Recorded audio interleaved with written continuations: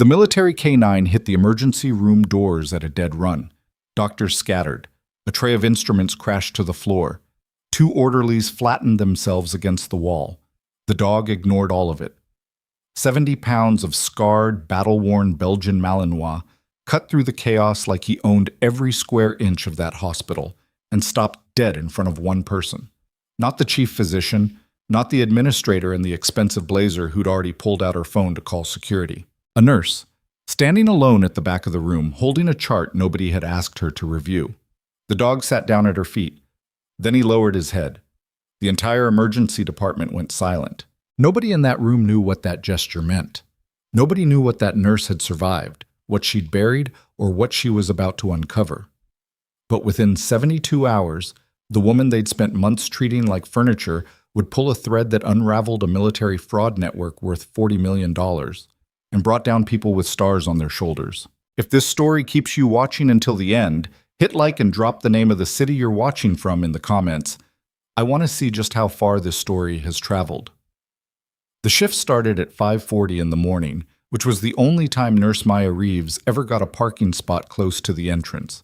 That was the single advantage of working the worst rotation at Hartwell Regional Medical Center in Dellwood, Montana, a mid-sized hospital that served the surrounding valley towns, 2 military retirement communities, and a stretch of interstate highway that produced a reliable supply of trauma cases every Friday and Saturday night.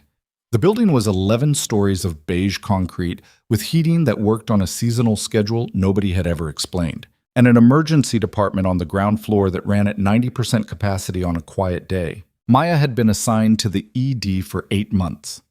She knew every crack in the ceiling tiles, every broken drawer in the supply cabinet near Bay 4, and exactly which attending physician would listen to her and which ones would stare through her like she was a smudge on the window. She was 34 years old, medium height, with the kind of posture that came from years of carrying weight in uncomfortable places.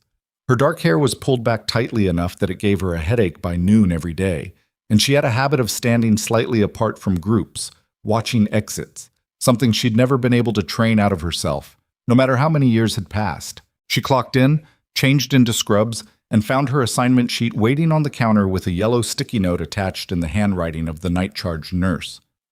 Reeves. Dr. Calloway pushed back your patient handoffs again, said you're too slow on documentation, FYI.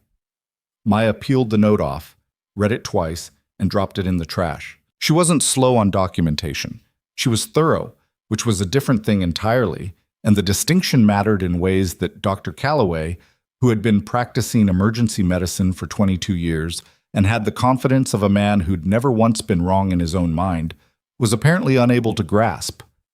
She picked up the first chart and got to work. The ED that morning was running a standard load. 2 chest pain cases in observation, 1 laceration in Bay 3 that needed sutures. The intern on duty was too nervous to place cleanly, a 60-year-old woman with a broken wrist and a teenager with a dislocated shoulder who kept insisting he didn't need anything for pain while his face told a completely different story. Maya moved through the bays with the particular efficiency of someone who has learned to make themselves small, quick, quiet, present when needed, invisible the rest of the time. She was changing an IV line in Bay 6 when she heard Director Pauline Marsh's voice in the corridor. Pauline Marsh ran the nursing department at Hartwell Regional with the organizational precision of someone who'd spent 20 years building a system that worked exactly the way she wanted it to work. She was 51, immaculate in pressed scrubs, and she had a particular tone she used with Maya. Measured, professional, and containing underneath it a very specific implication that Maya was tolerated rather than valued. The Garfield family is asking about their father's discharge timeline, Pauline was saying to someone Maya couldn't see. Make sure whoever's handling Bay 9 doesn't give them numbers we can't back up. That's Maya's Bay, said the other voice. Nurse coordinator Tessa Brandt, 28, efficient, and deeply invested in staying on Pauline's good side. A pause. Then someone should supervise. Maya finished the IV line, checked the drip rate, and said nothing. It had been like this since her 3rd week. She wasn't sure what she'd done to land on Pauline Marsh's list of people to manage closely, but she had a few theories. She asked too many questions. She didn't smile at the right moments. She had a habit of flagging concerns in writing rather than verbally, which created a paper trail that made certain physicians uncomfortable. And she'd once, in a team meeting, respectfully but clearly contradicted Dr. Calloway's assessment of a medication interaction. He'd been wrong. The patient had been fine. Nobody had mentioned it again. By 9:15, the morning was settling into a rhythm, and Maya was reviewing lab results in the small alcove near the nursing station when the radio on the security desk crackled. ED dispatch. This is Unit 4.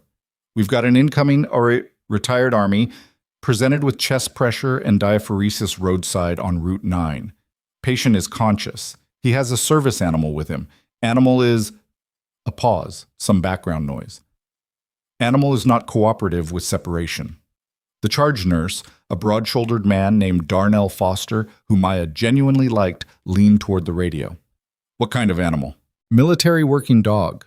Belgian Malinois. The handler says the dog stays or the patient doesn't come in. Darnell looked at the ceiling for a moment. Is the patient stable enough to transport? Marginally. He's insisting. Tell them we'll manage it. Darnell clicked off the radio and looked around. Anyone have a background with working dogs? Nobody said anything. Maya did not say anything either, because she had learned which offers of expertise were welcome and which ones bought her a conversation with Pauline Marsh about staying in her lane. She went back to the lab results. The ambulance arrived 11 minutes later. Maya heard it before she saw it, the particular pitch of urgency that meant the paramedics were moving fast without running, which was a specific and practiced speed that communicated this is serious but not immediately fatal. She positioned herself near Bay 2, which was being prepped for the incoming, and got her first look at the patient as they came through the doors. He was in his late 40s, heavy-set in the way that spoke of former muscle going soft, with a graying beard and the pallor of someone whose body was working very hard to compensate for something. He was on the gurney with an oxygen mask and a grip on the side rail that suggested he'd fight anyone who tried to take it from him. There was a compression cuff on his left arm and an IV line already started by the paramedics. Beside the gurney, on a lead held loosely by one of the paramedics who looked deeply uncertain about the arrangement, was the dog. The Malinois was moving in the way that working dogs move when they're in an environment they don't trust. Head low, eyes tracking, body weight forward. The scar tissue across his left flank was visible even from across the room, a ridge of healed skin that pulled slightly when he walked. He was maybe 5 or 6 years old, in the back half of a working dog's operational lifespan, and he was watching everyone in the ED with the focused attention of an animal that was doing a job. BP is 94/60, the lead paramedic said as they transferred the patient to the bay. Onset was about 40 minutes ago. He says it started as pressure and moved to his left arm. No history of cardiac events, but he's got a family history. Dr. Calloway appeared at the bay entrance. He was a tall man with silver hair and the kind of unhurried manner that worked well in stable situations and less well when seconds mattered. He looked at the chart the paramedic handed him, looked at the patient, and then looked at the dog with an expression that suggested he was already composing the incident report.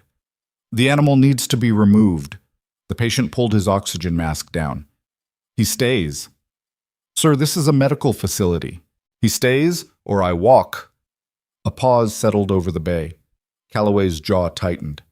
We'll need to contact... I'm Sergeant First Class Warren Doyle, retired, the man said, each word measured and deliberate.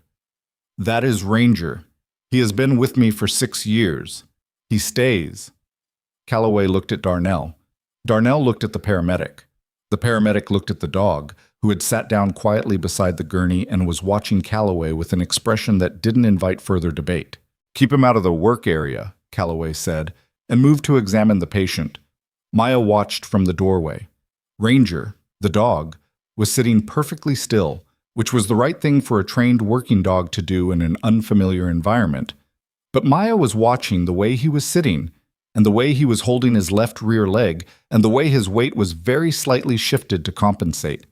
She'd seen that compensation pattern before. She'd seen it in 3 other dogs, in a different place a long time ago. She moved into the bay to assist with the EKG leads, staying out of Calloway's sightline, and watched the dog from her peripheral vision while she worked. He was bearing weight incorrectly, not dramatically. A casual observer wouldn't catch it. But she caught it. because she had been trained to catch it by people who were very serious about the fact that working dogs could not be allowed to hide injuries, because a dog that was hiding an injury was a liability in the field, and a liability in the field got people killed. She finished the EKG leads and flagged Darnell quietly in the corridor.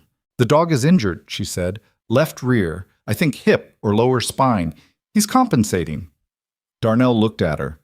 "Maya, we've got a possible MI to work." "I know. I'm not asking to stop the MI work. I'm flagging it because if that dog is in pain and something in here startles him, we could have a problem." Darnell considered this. "I'll note it," which meant he would write it down and it would accomplish nothing. Maya went back into the bay. Warren Doyle's EKG was showing changes that weren't textbook cardiac. The ST segment was flatter than she'd expect for a classic MY presentation, and his pain response when Calloway palpated his chest was slightly off. She didn't say anything. She noted it on her intake documentation with the kind of specificity that would be clear to anyone who read it carefully, and she kept working. At some point in the next 20 minutes, she crouched beside Ranger under the pretense of checking that his lead was secured to the chair leg it had been looped around, and she ran her hand lightly along his left flank. He didn't flinch. Trained dogs didn't flinch from contact that hurt them, which was itself a problem. They'd been conditioned to suppress that response. But she felt the way his breath changed when her fingers moved toward his lower back, a slight catch, a fractional tension in his rib cage, and she felt the swelling that wasn't dramatic but was there, below the L4 vertebra, the kind of swelling that meant something had been wrong for a while and had been worked through anyway. She stood up, made a note in her own pocket notebook, not hospital documentation, her own, and went back to managing the patient's vitals. Calloway ordered a troponin panel and a chest x-ray and had Warren moved to observation, which meant the dog went with him. The immediate crisis was managed. Whether it was the right diagnosis remained, in Maya's assessment, an open question. She was heading back to the nursing station when Pauline Marsh stepped into her path. "I understand you made a comment to Darnell about the patient's animal." Maya kept her expression neutral. "I flagged a potential safety concern, yes. The dog is not your concern. Mr. Doyle is your patient. Stay focused.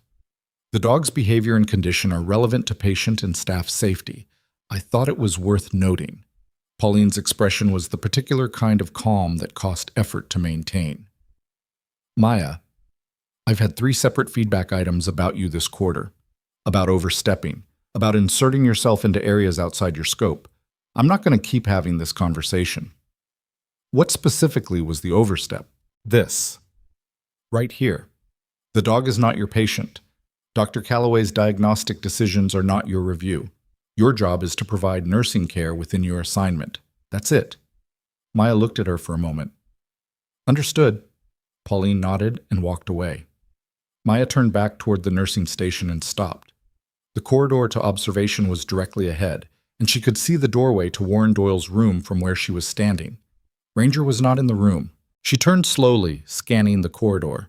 The dog was 40 feet away, moving down the hallway at a purposeful walk, lead trailing behind him. Nobody else had noticed yet. Eat.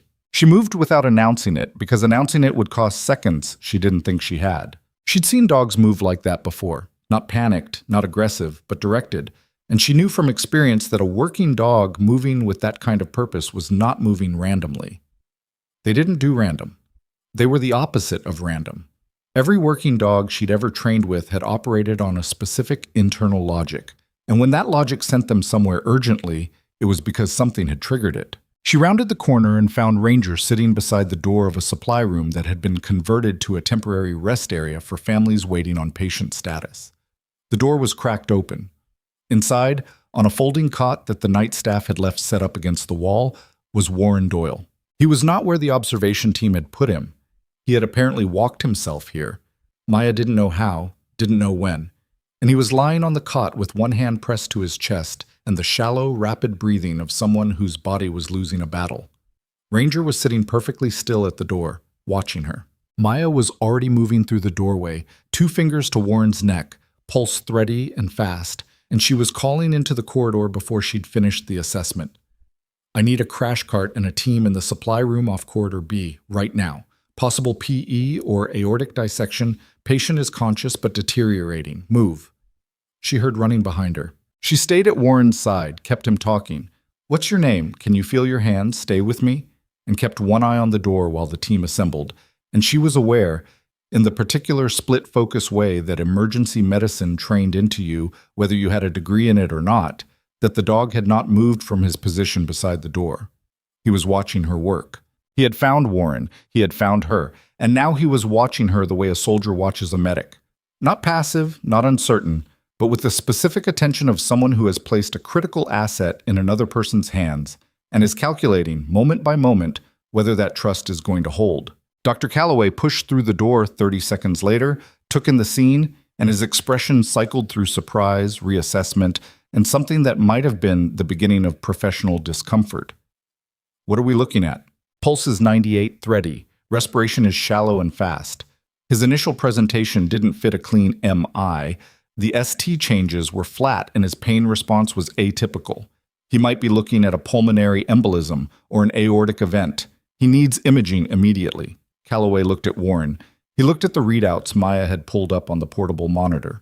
His jaw moved. Get him back to a bay. I want a CT angio. Yes, sir.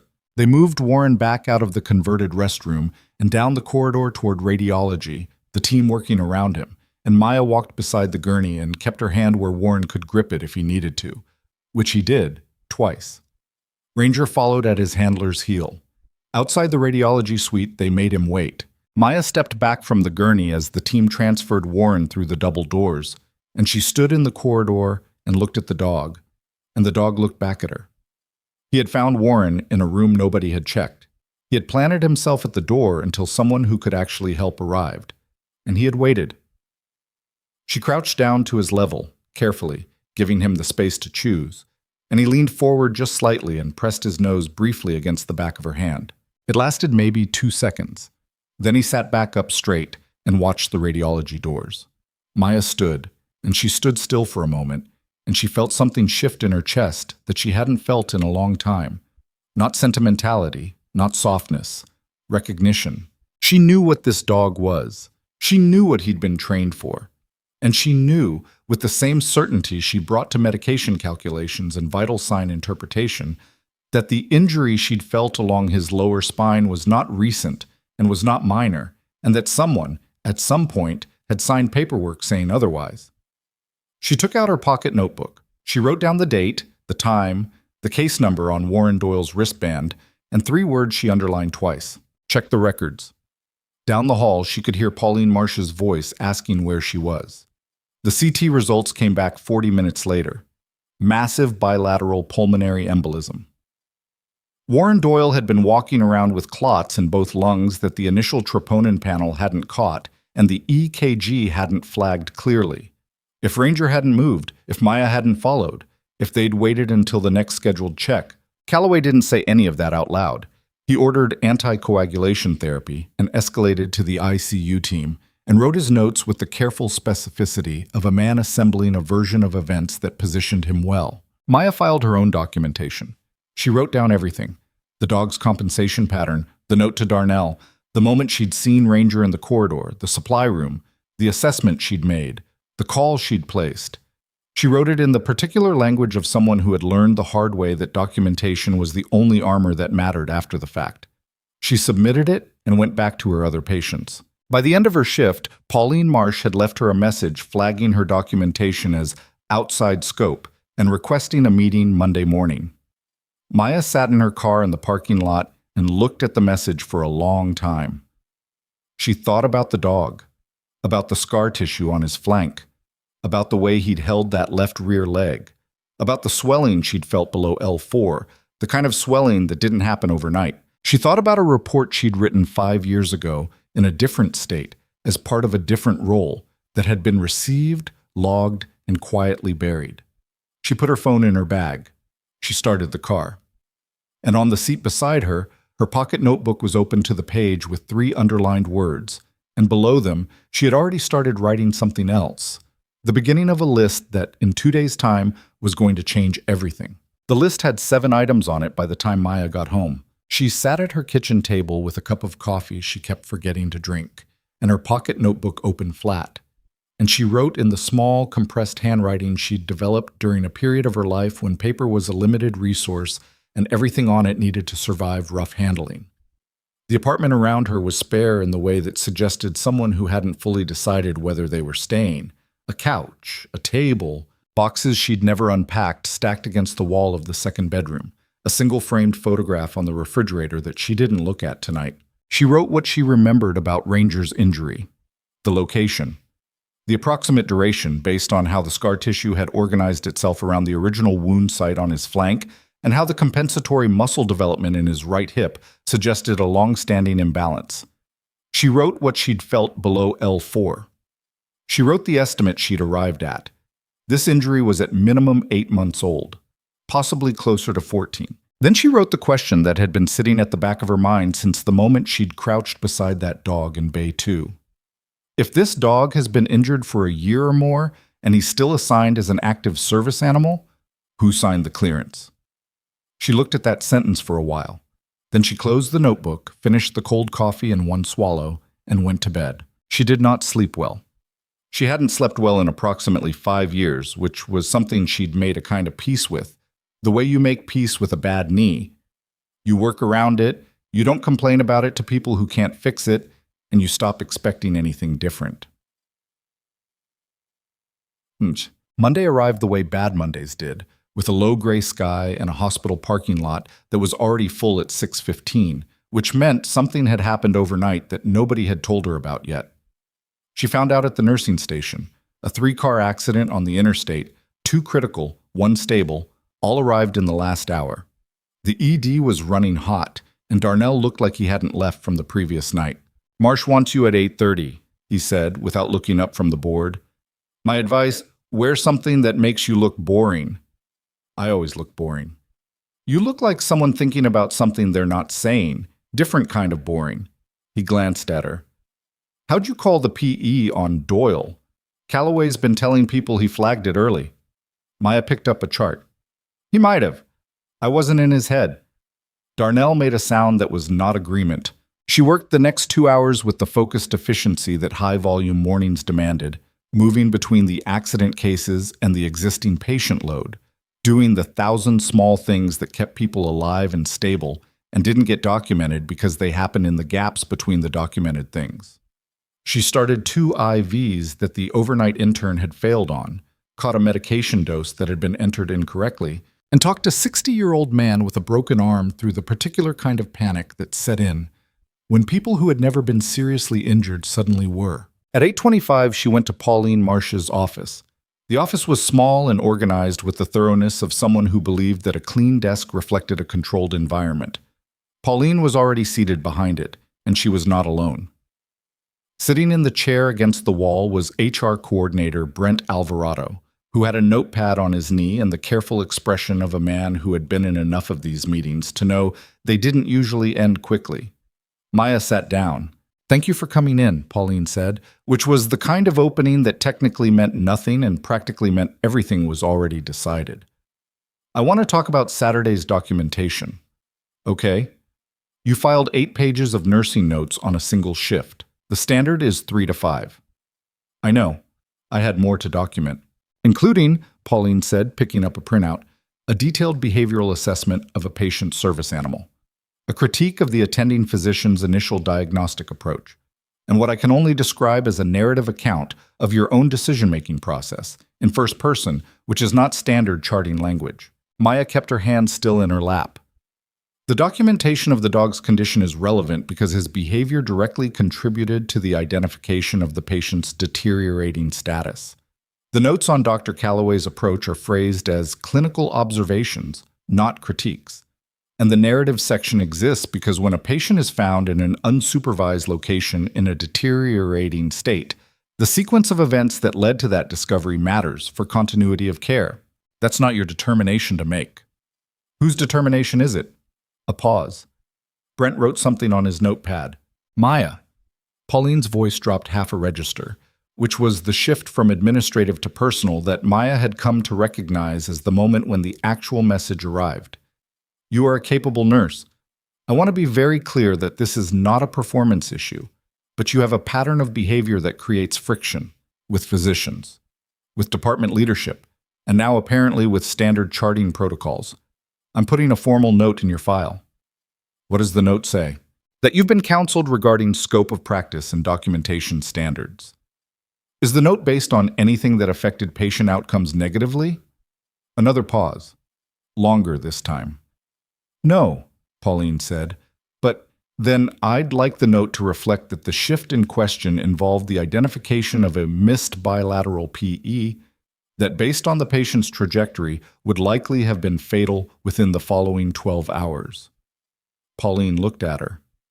Brent had stopped writing. I'm not saying that to be difficult, Maya said.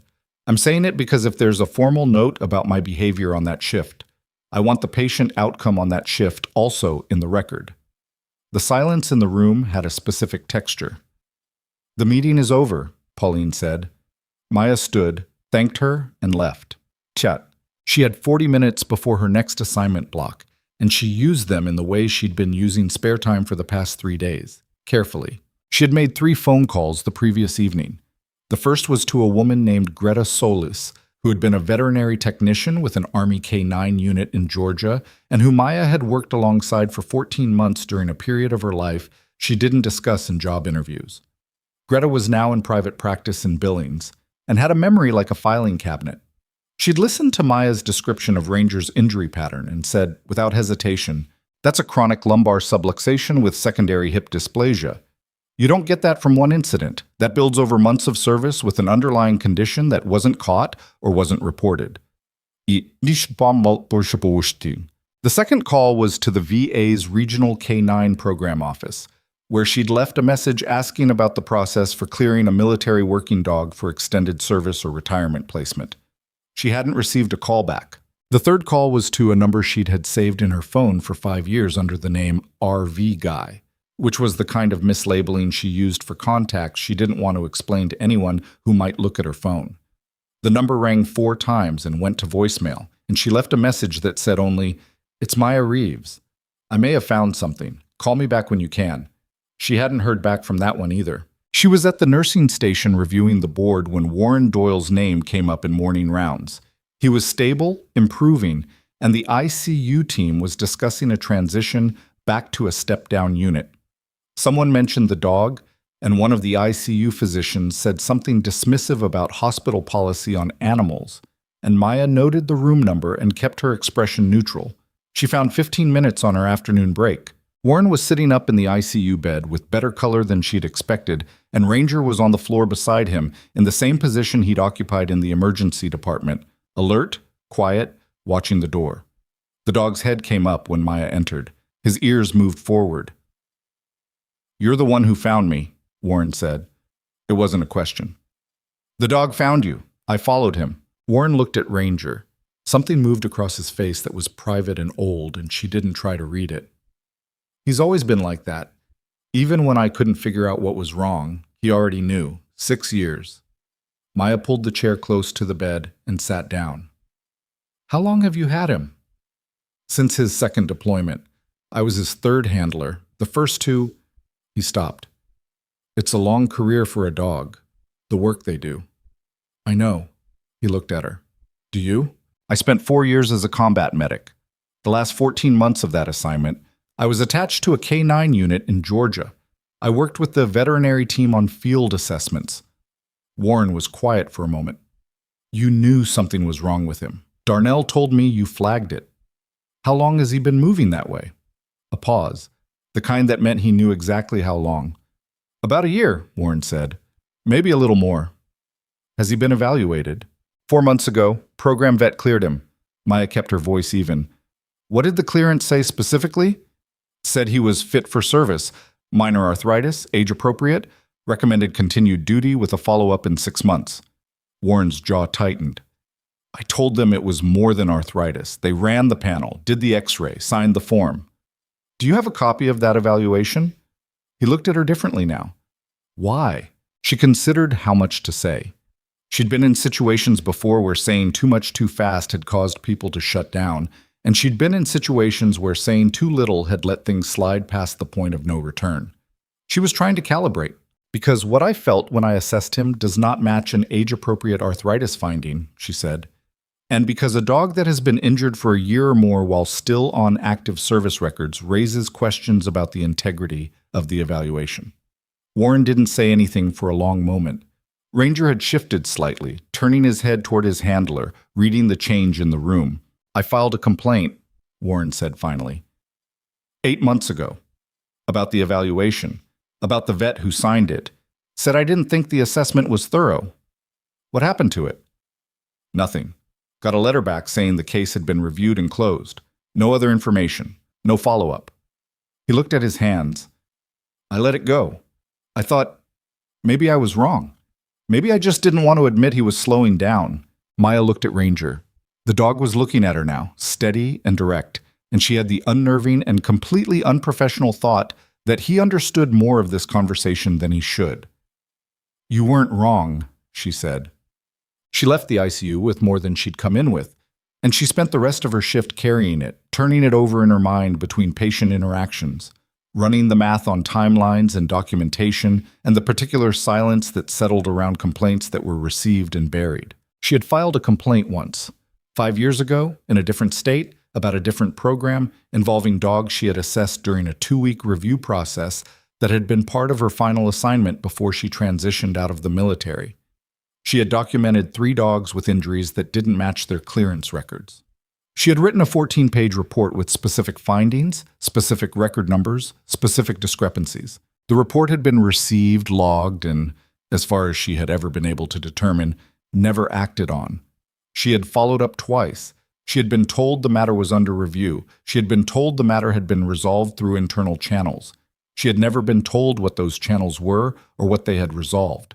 Then she had transitioned out, taken her nursing degree, moved twice, and tried to build a version of life that didn't require her to think about it. She had not, if she was honest, entirely succeeded. Her phone rang at 6:50, in the locker room after her shift. The contact name on the screen said RV Guy. She answered, You said you found something. The voice on the other end was male, low, with a precision to it that was not unfriendly but was not casual either. Maybe. I need to know if the Ridgeline K9 program is still open or if it was ever closed. A pause that lasted exactly long enough to mean something. Where did you hear that name? It's in the report I filed in 2019, under program identifiers. Another pause. Where are you? Delwood, Montana, Hartwell Regional Medical. Give me 24 hours, the voice said, and then the call was done. Maya held the phone for a moment. She looked at her locker. She looked at the pocket notebook on the bench beside her bag. She put the notebook in her bag, and she went home.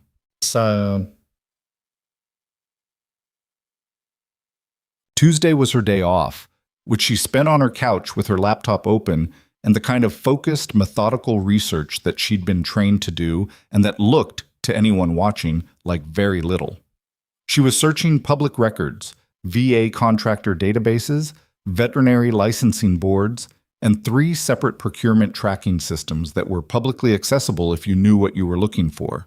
She was building a map of the Ridgeline program from the outside in, working from what was visible to infer what wasn't. What she found was mostly absence.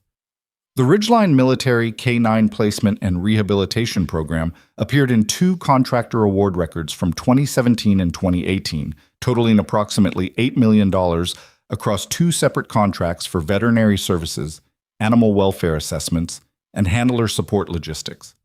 After 2018, it disappeared from the public record almost entirely. No follow-up contracts, no program completion reports, no audit records in the standard DoD transparency portals. That kind of disappearance meant one of 2 things. Either the program had been moved under a different name, or it had been moved under a classification level that didn't require public reporting. Neither of those options was reassuring. She was cross-referencing a veterinary licensing record against a name she'd pulled from one of the 2017 contract documents when her phone buzzed with a text from Darnell. Marsh pulled your file. Don't know why, heard it from Tessa, FYI. Maya read the text. She read it again. Then she put the phone down and went back to her laptop. She was back in the hospital Wednesday morning, and it was clear within the first 20 minutes that something had shifted. It wasn't dramatic. It never was, in the beginning. It was the quality of eye contact in the nursing station, the particular way conversations moved when she entered a room. Tessa Brandt, who usually found small ways to be collegial, sharing printouts, offering the kind of minimal professional courtesy that cost nothing, did not look at her directly all morning. Dr. Calloway passed her in Corridor B without acknowledging her. That was not unusual. What was unusual was that he was in the middle of a conversation with Pauline Marsh, and both of them stopped talking when they saw her. At 11:15, Pauline found her in the break room. "I need your badge access temporarily suspended while we review some documentation concerns," Pauline said. The administrative language was exact and deliberate. "You'll maintain your current shift schedule, but I'm restricting your access to the record system until the review is complete." Maya was holding a cup of coffee. She set it down. "What documentation concerns specifically?" "There are questions about patient records you accessed outside your direct care assignment." "Warren Doyle." Pauline didn't confirm or deny. "The review should take 5 to 7 business days." "And my assignments?"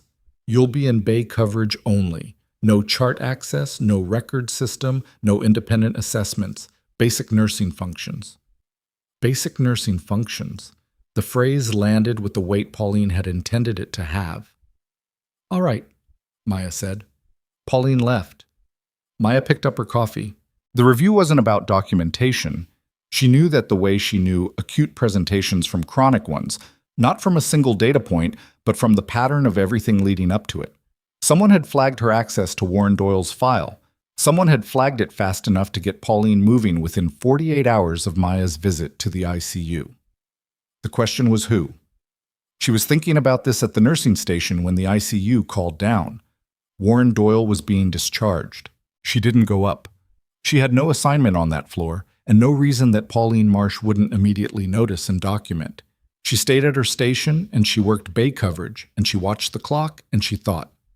She was still thinking at 2 in the afternoon when Darnell appeared at her elbow with the expression of a man who has information he didn't ask for and doesn't entirely want. "Warren Doyle asked to see you before he left," he said quietly. "He's in the discharge waiting area." Marsh restricted my movement. "To records and chart access, not the discharge waiting area." He paused. "It's technically a patient communication." She found Warren in the small waiting area near the main entrance, seated in a wheelchair that he clearly didn't need and was using only because it was hospital policy, with Ranger sitting at his feet. He looked better than he had 2 days ago. The color was back, the breathing easy, but his eyes were the eyes of someone who had been doing his own thinking. "They're pushing me out fast," he said. "I didn't authorize early discharge." "You can refuse." "I know. I'm not sure that's the right move." He looked down at Ranger. "Someone from hospital administration was in my room this morning, asking about who'd been to visit me, what I'd talked about." Maya kept her voice even. "What did you tell them?" "That I'd had visitors, like any patient does." "Didn't get specific." He looked up at her. "Maya, what are you into?" "I'm not sure yet, but I think it might be the same thing you ran into 8 months ago when your complaint went nowhere." He was quiet for a moment. Then he reached into the bag on his lap and handed her a folded envelope. "The clearance document. I've had a copy on me since February because—" He stopped, started again. "I didn't know why I was holding on to it. Old habit." She took the envelope. "Ranger," Warren said. The dog looked at his handler. "Good boy." It was simple and private, and she felt like she'd intruded on something, looking at it. "There's a veterinary clinic in Millhaven," Warren said. "Independent practice, not affiliated with any military program. The vet there, Dr. Nora Thibault, she's looked at Ranger twice on my own dime. She's the one who told me his clearance didn't match his actual condition." Maya pocketed the envelope. "Be careful," Warren said. "You too." He nodded. The wheelchair moved toward the exit doors, pushed by an orderly who hadn't spoken since he arrived, and Ranger walked beside it, and then the automatic doors opened, and they were gone. She opened the envelope in her car. The clearance document was 2 pages. Standard form, military veterinary assessment template, the kind of paperwork she'd seen dozens of times in Georgia. The date was 9 months ago. The evaluating veterinarian was listed as Dr. Marcus Hale, contracted through Ridgeline K9 Veterinary Services, LLC. She read the findings section. Mild degenerative joint changes consistent with age. No acute injury noted. Cleared for continued active placement. Follow-up recommended in 6 months. She read it twice. Then she took out her pocket notebook and wrote the name, Marcus Hale. She had seen that name before. Yesterday, on her laptop, in one of the 2017 contract documents. He was listed as the senior veterinary contractor for the Ridgeline program's first phase. He had been the evaluating vet on Ranger's clearance. He was the person whose license she had been cross-referencing when Darnell's text had interrupted her. She started the car. She pulled out of the parking lot, and she drove 3 blocks before her hands tightened on the wheel and she pulled over because she needed a second to understand what she was looking at. Marcus Hale had contracted with the Ridgeline program in 2017. The program had received $8 million in 2 years. The program had then disappeared from public records. Marcus Hale had continued issuing clearances for dogs that, based on at least one case she could personally verify, did not match the actual clinical findings. That was fraud. The particular kind of fraud that required multiple people to maintain because one veterinarian couldn't make $8 million disappear on his own. You needed the contracts to be written a specific way. You needed the oversight reports to say the right things. You needed the complaints that came in, from handlers like Warren, from veterinary technicians like whoever Greta might have known, to be received and closed without action. You needed people at multiple levels of the system to either be complicit or to look away. Maya sat in her car on the side of the road in Delwood, Montana, and looked at the name in her notebook and thought about a 14-page report she'd written 5 years ago that had gone nowhere, and thought about Warren Doyle's face when he'd talked about the complaint he'd filed, and thought about Ranger holding that left rear leg. Her phone rang. The screen said RV guy. She answered. The Ridgeline program was not closed, the voice said, without preamble. It was restructured under a different contract vehicle in 2019. New contractor name, same core personnel. It's currently active. What does the current contract cover? Veterinary assessment and clearance services for retiring military working dogs. Placement logistics. Handler support. A beat. The contract value through fiscal year 2025 is $41 million. Maya looked at her notebook. Who's the lead investigator on it? She asked. That's a more complicated question than you'd expect. Why? Because there's supposed to be one. There was an investigation open in 2021 based on a complaint. We think it was a handler in Virginia. The investigation was assigned to an agent named Sylvia Dern at the DODIG's office. It's been open for 3 years with no charges filed and no public findings. What happened to it? We don't know. That's the problem. The case files went quiet in mid-2022, and nobody outside the IG's office can account for why. Maya was very still. I'm going to give you a number, the voice said. Not Sylvia Dern, someone else. Someone who's been trying to get traction on this from a different angle. His name is Agent Rourke. He works out of the Denver field office, but he's been running his own thread on Ridgeline for about 18 months. He's going to want to talk to you because of the report I filed in 2019, because of what you have right now. A pause. The handler, the clearance document, the dog's actual condition, and a direct line to the evaluating vet. That's more than anyone else has put together in one place. She wrote the number down. One more thing, the voice said. Yeah. The reason Marsh pulled your file at Hartwell, it didn't start with Marsh. Maya waited. Someone flagged your employee record at the hospital system level, not your supervisor. Someone with access to the HR database who ran your name through the system on Monday afternoon. Who? We're working on it. A pause that felt heavier than the others. Maya, these people have been keeping this quiet for 5 years, possibly longer. And until 2 days ago, there was no physical evidence they couldn't explain away. Now there is. You need to be careful about what you put in writing on hospital systems. Already restricted from the record system. A silence. They move fast, the voice said. Yes, Maya said. They did. After the call ended, she sat for a moment longer. Outside the windshield, Delwood was going about its Tuesday afternoon with total indifference. A woman walking a dog, 2 kids on bikes, a delivery truck idling in front of a pharmacy. Ordinary and unhurried and completely unaware. She put the car in drive. She had a call to make to a federal agent in Denver. a clearance document that contradicted official findings, a notebook full of dates and names, and a dog with an injury that had been signed off as normal by a man who had received $41 million in contracts to say exactly that. She also had, somewhere in the hospital system she'd just driven away from, a restricted file with her name on it. And she had the growing certainty that the person who had flagged it on Monday afternoon had done so because they knew exactly who she was. Not just a nurse at Hartwell Regional, but the woman who had filed that 2019 report. The question she couldn't answer yet was how they had known to look. She turned onto the highway that ran north out of Delwood toward the mountain range that sat gray and massive on the horizon. And she thought about that question all the way home, and she still didn't have an answer when she parked in her lot and walked up the stairs to her apartment. The door was unlocked. She knew she had locked it. She locked it every time, double-checked it every time, because old habits from old places didn't go away. She stood in the hallway looking at the door and feeling the very specific quality of stillness that an experienced person feels when something is wrong before they can articulate what. She pushed the door open. The apartment was the same. Same couch, same table, same boxes against the wall. Nothing visibly moved or missing, nothing overturned. Except her laptop, which she had left on the kitchen table closed, was now open. The screen was dark. The battery had died or it had timed out, but the lid was open. She stood in the doorway and did not move for a long moment. Then she took out her phone and called Agent Rourke's number.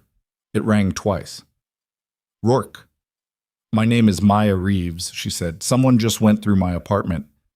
Rourke picked up on the second ring, and the first thing he said after she gave her name was, "Don't touch anything, don't move through the apartment, step back into the hallway and close the door." She had already done 2 of those 3 things. She stepped back. "Are you alone in the building?" "I don't know." "Can you get to your car without going through the apartment?" "Yes." "Do that. Call me when you're in the car with the doors locked." She went back down the stairs and out to the parking lot, and she sat in the driver's seat with the doors locked and the engine running, and she called him back. Her hands were steady, which was something she noticed the same way she noticed her own pulse during a difficult procedure, not with relief, just as information. "Okay," Rourke said. "Tell me what you saw." She told him. The unlocked door, the position of the laptop, the fact that nothing was visibly disturbed. She told him about the call from the number she'd saved as RV Guy, whose actual name she did not give because she hadn't been asked for it yet, and because some habits were worth keeping. She told him about the clearance document and Marcus Hale and the conversation at the hospital, and she told him about her own 2019 report. He listened without interrupting. When she finished, he said, "I know about the 2019 report." "How?" "Because I've been looking at the same program you looked at, and your complaint is in the file. It was the 3rd one we found that had been received and closed without action." "How many total?" 7 that we've identified. There may be more." He paused. "Reeves, how much of your evidence is on that laptop?" She had been thinking about that since she'd seen the open lid. "Most of the research I did yesterday and today.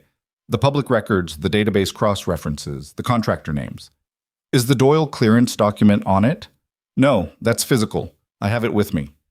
"Keep it with you. Is there anyone you trust in Delwood? Someone unconnected to Hartwell?" She thought about Greta Solis in Billings. Greta was 2.5 hours away, which was not the same as being in Delwood. She thought about Darnell, who was connected to Hartwell in the most direct way possible. She thought about the apartment she'd lived in for 8 months and the boxes she'd never unpacked, and the single photograph on the refrigerator. "Not locally," she said. "All right, I need 2 days to get to Delwood. I've been running this thread from Denver without field authorization, because the official investigation has been..." He stopped. "I'll explain that when I'm there. In the meantime, don't go back to that apartment tonight. Don't use the hospital record system, and don't reach out to the handler again until I can establish what the exposure looks like." Warren Doyle. "Yes." "They already pushed him out of the hospital early." A pause. "I know. He's on my list too. I'll make contact through a channel he'll recognize." Another pause. Slightly different. "The person who called you earlier, the one with the RV contact name, are they reliable?" "Yes." "Okay." He gave her an address, a motel on the north side of Delwood, the kind that took cash and didn't ask questions, which she found both practical and faintly absurd. 2 days. Don't do anything that gives them a reason to move faster than they already are. She ended the call and sat in the parking lot and looked at her apartment building. 2 days felt like a long time. She drove to the motel. She slept badly on a mattress that had a soft spot in the middle, in a room that smelled of industrial cleaning solution, with her shoes on and her jacket over the blanket and the clearance document in the interior pocket closest to her ribs. She was up at 5:15 without an alarm, showered in 2 minutes, and was dressed and thinking by 5:30. She had her personal phone, her pocket notebook, and $43 in cash because she had not stopped at an ATM, and the motel took a credit card despite what Rourke had implied. She had a shift starting at 7 that she had no intention of missing, because missing a shift would be noticed and explained, and because she was not going to let Pauline Marsh or anyone else use her absence as the next entry in a file that was already too full. She drove to Hartwell. The ED that morning was quieter than the past 2 days, which gave the silence in the nursing station a particular quality, less rushed, more aware of itself. She got her assignment from Darnell, who looked at her with the expression of a man who wanted to ask something and had decided not to. "Anything I should know?" he said instead, which was the closest he was going to get. "Not yet," she said, which was honest, if incomplete. She worked the morning. She did it well, the way she always did, methodical, attentive, present. She started a difficult IV on an elderly woman with compromised veins that 2 other nurses had already tried and failed, which the woman thanked her for in a way that was disproportionate to the act, but which Maya accepted without deflecting, because the woman needed to thank someone and Maya was there. At 10:40, Dr. Calloway called a department huddle. That was unusual. Calloway ran a tight ship procedurally, but he was not a huddle person. He preferred written memos and unilateral decisions. The nursing staff assembled in the break room with the specific wariness of people who have been in enough surprise meetings to know they don't usually contain good news. "Effective tomorrow, the department is implementing a new patient documentation protocol," Calloway said. He had a printed handout that Tessa was distributing, and he was using the particular cadence of someone reading from a script they didn't write. "All nursing notes above standard length require attending physician co-signature before finalization. Patient communication logs for non-assigned patients require supervisor approval." Maya read the handout. The policy was new. It was also retroactive to the previous Monday, which was not how policies worked, and which suggested that it had been written specifically in response to someone rather than as a general procedure improvement. She looked at the date on the handout. It had been drafted yesterday. "Questions?" Calloway said. Nobody spoke. Maya did not speak. She folded the handout and put it in her pocket and went back to work. At noon, she ate a sandwich in her car in the parking lot because she did not want to eat in the break room today and have to manage her expression for 45 minutes. She was 3 bites in when her personal phone vibrated. The text was from a number she didn't have saved. It said, "Dr. T-Bolt at Millhaven Vet. Warren gave her your name. She wants to talk. When you're ready." Maya looked at the text. She thought about what Rourke had said about not doing anything that would make them move faster.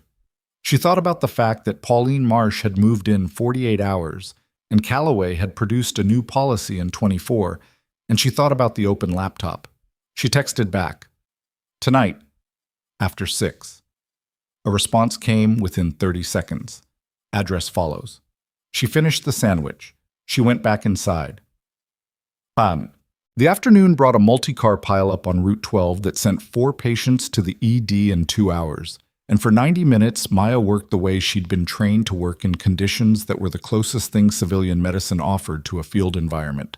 Fast, decisive, operating in the gap between the physician's orders and the moment they were given, anticipating needs before they were articulated. She established a second large-bore IV on a man with a crush injury to his left leg, who was going to need it when the surgical team arrived. She caught a developing pneumothorax in a passenger from the second vehicle whose oxygen saturation had been borderline for 20 minutes while the attending was managing the driver. "His sat is dropping," she said to Dr. Osei, the attending on the second case. Osei looked at the monitor. 91% and falling. He ordered an immediate chest x-ray and was already reaching for his stethoscope when Maya said, "Tracheal deviation, left side." He listened. He heard it. "Get me a needle," he said.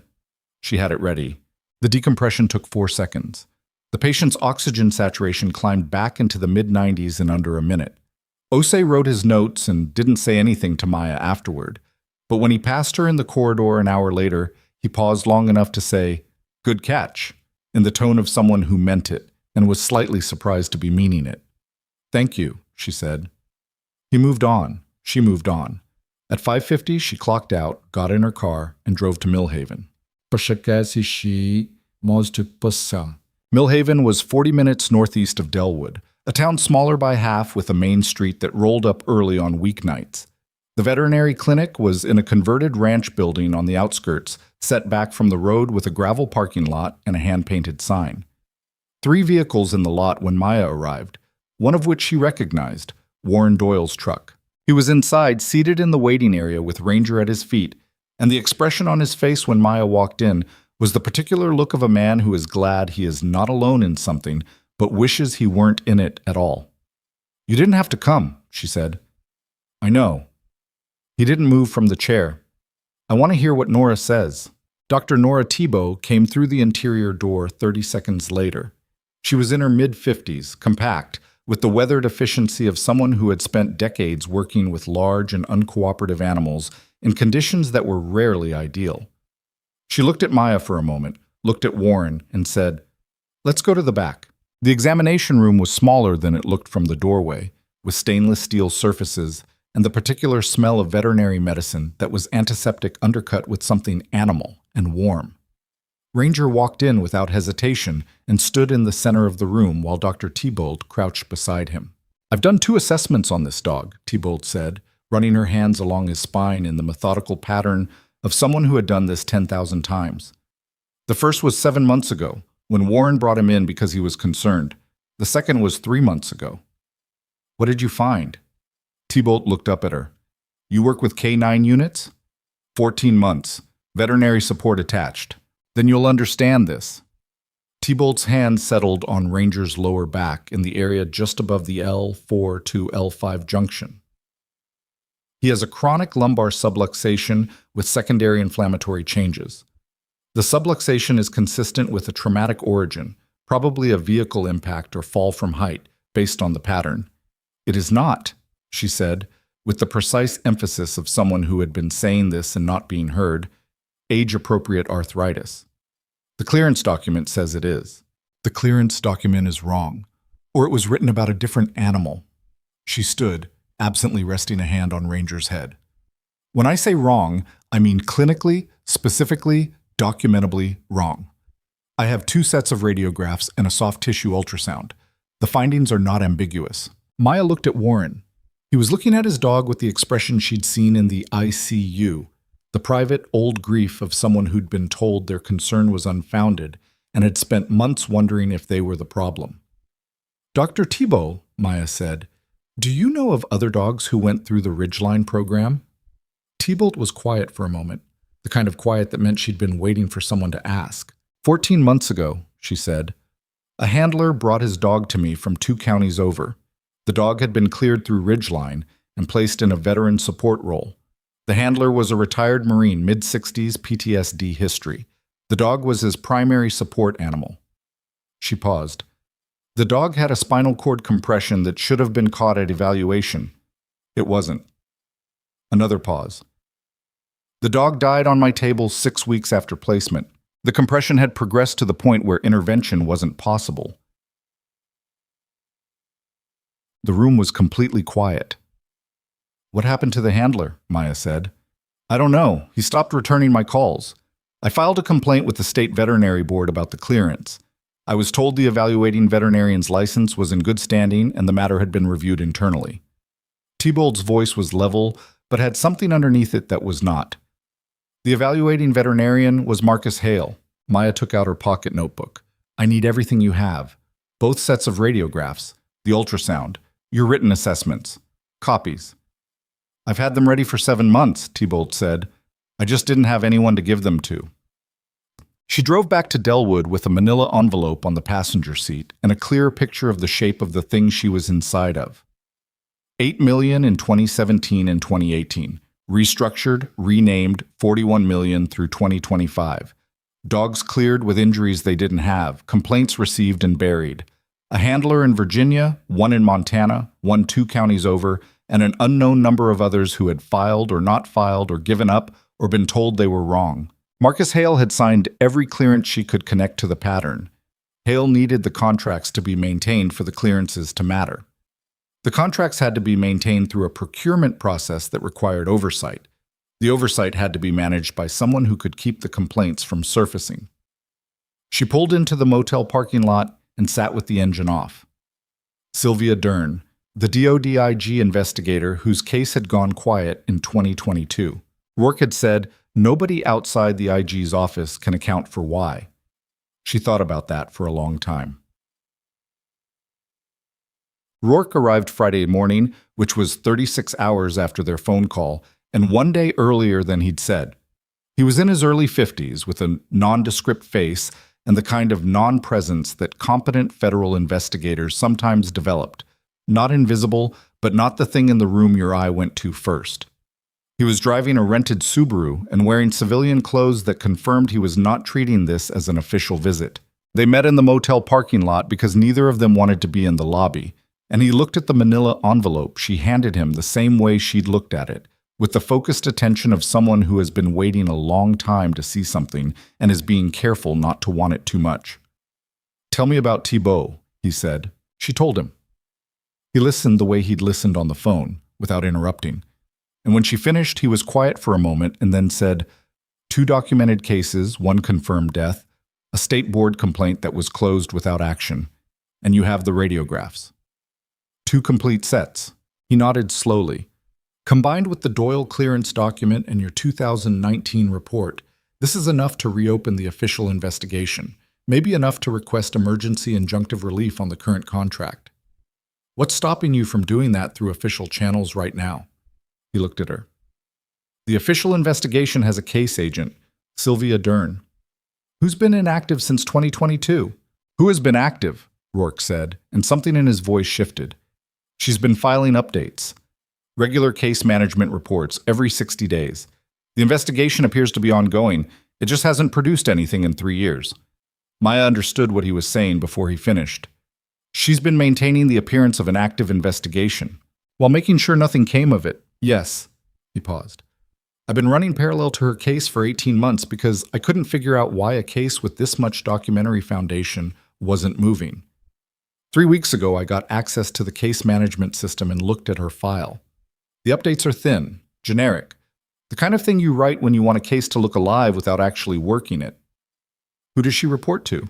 That, Rourke said, is the question that has been keeping me from filing anything official, because her reporting chain goes through the regional IG director's office, and I cannot determine yet whether this stops with Dern or whether it goes higher. He put the envelope inside his jacket. I'm going to have to move on this in a way that bypasses the normal chain, which means it's going to take 1 more day to get the right people in the right position to receive it. What do I do in the meantime? Go to work. Be normal. Do not access any system you don't need to access. He looked at her steadily. And be aware that they know you have something. The apartment was a message. I know. If they wanted to stop you physically, they would have. They haven't because they're not sure what you have or who you've given it to. The moment they know the answer to that second question, the calculation changes. She thought about that. 1 day, she said. 1 day. She went to work. She worked Friday the way she'd worked every shift this week, present, focused, thorough. She worked bay coverage with the restrictions Pauline had put in place, and she did not touch the record system, and she did not access anything she didn't need to, and she watched the people around her with the peripheral awareness she hadn't used this consistently since a different part of her life. At 1:15 in the afternoon, a man she didn't recognize came into the ED. This happened every day, many times. Strangers were the entire business of emergency medicine. But she noticed this one because of the specific way he didn't look at anything, the deliberate non-gaze of someone who was assessing the room without appearing to. He was in his 40s, civilian clothes, moderately built, and he asked at the front desk to speak to the nursing director. Pauline came out to meet him. They spoke for 4 minutes in the corner of the waiting area, and Maya watched from the corridor, and she couldn't see the man's face, but she could see Pauline's, and Pauline's face did something she had never seen it do before. It looked uncertain. The man left. Pauline stood in the waiting area for a moment longer than necessary, and then she walked back through the door to the department, and her face had reassembled itself, but it took effort, and Maya saw the effort. She noted the time in her pocket notebook, 1:17 p.m. She did not know who the man was. She thought she was going to find out. At 4:50, 40 minutes before the end of her shift, Darnell appeared at her elbow with the expression he'd been using all week, the one that meant he'd landed in the middle of something he hadn't chosen and was trying to navigate it with minimal damage. "Marsh wants you in her office. Now." "My shift ends at 5:30. She said now. Maya marked her current chart to hand off, washed her hands, and walked to Pauline's office. Pauline was behind her desk. Next to the desk, in the chair that usually held Brent Alvarado, was the man from the waiting area. He was not HR. He looked at her the way specific professionals looked at specific people, measuring and flat and without warmth. And she understood in the first 3 seconds of looking back at him that he was not going to introduce himself with his actual role. "Ms. Reeves," Pauline said, "this is Mr. Garrison. He's a contractor with the VA Administrative Oversight Office." "Administrative Oversight," Maya said. Garrison nodded. "What specific division?" A pause. "Records, Integrity, and Audit Compliance." "That's not a division I'm familiar with." "It's a newer function," he said. His voice was careful. "We're conducting a review of several regional medical facilities that have had contact with military personnel and their service animals in the last 60 days. Routine." "Routine," she said. He smiled. It was the smile of a man who had been in rooms like this many times and had learned to produce the expression that fit. "We're hoping to get your perspective on your recent interactions with a patient named Warren Doyle, specifically regarding the animal in his care." Maya looked at him. She looked at Pauline, who was looking at the desk. "I provided nursing care to Warren Doyle during his admission," Maya said. "My documentation is in the hospital record." "Of course. We've reviewed that." He shifted forward slightly. "We're interested in conversations that may have occurred outside the standard documentation. A follow-up visit to the patient during his admission. Conversations about the patient's service animal.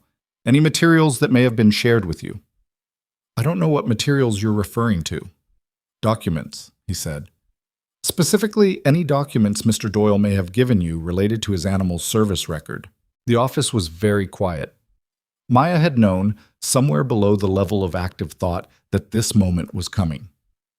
She had been thinking since the motel parking lot about what she would say when it arrived, and she had arrived at the same place most honest people arrived when they understood that the truth would be used against them. She would say nothing that she didn't have to say. "I spoke with Mr. Doyle before his discharge," she said, "as I would with any patient. If he gave me anything, it would be in the discharge summary. I don't recall anything outside the standard interaction." Garrison looked at her for a long moment. "We may have more questions," he said. "We'd like you to remain available." "I'm a nurse on a regular shift schedule. I'm always available." He stood. He picked up a business card from Pauline's desk that Maya hadn't noticed and placed it in front of her. The card said Garrison, R, and a phone number and no other identifying information. No agency, no division, no address. She picked up the card. "Thank you for your time," he said.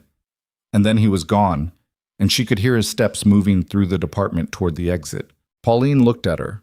Her face was doing the uncertain thing again, less controlled now that Garrison wasn't in the room.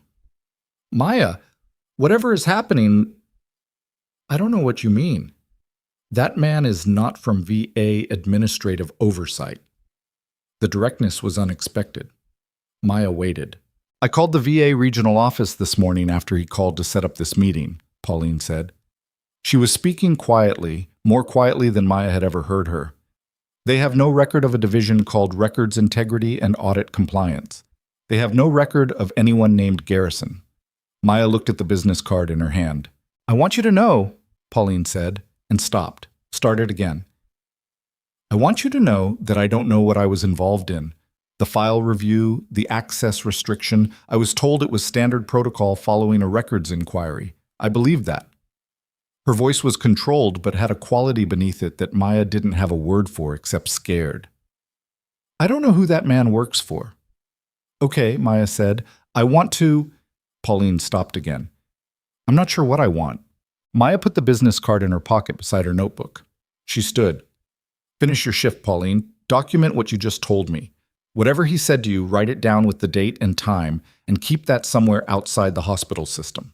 Pauline looked at her with an expression that contained somewhere inside it the distant recognition of someone who had spent months treating a person as a problem and was now being helped by them. Maya left the office. She was halfway across the department when her personal phone vibrated. The text was from Rourke. It said, "Move up the timeline. Something broke this afternoon. Call me when you're clear." She walked to the ambulance bay, stood in the cold air with the door at her back, and called. "What happened?" she said. "Marcus Hale is in the wind. He didn't show for a scheduled contract meeting in D.C. this morning, and his phones are off. Someone warned him." Rourke's voice was tighter than it had been in the parking lot.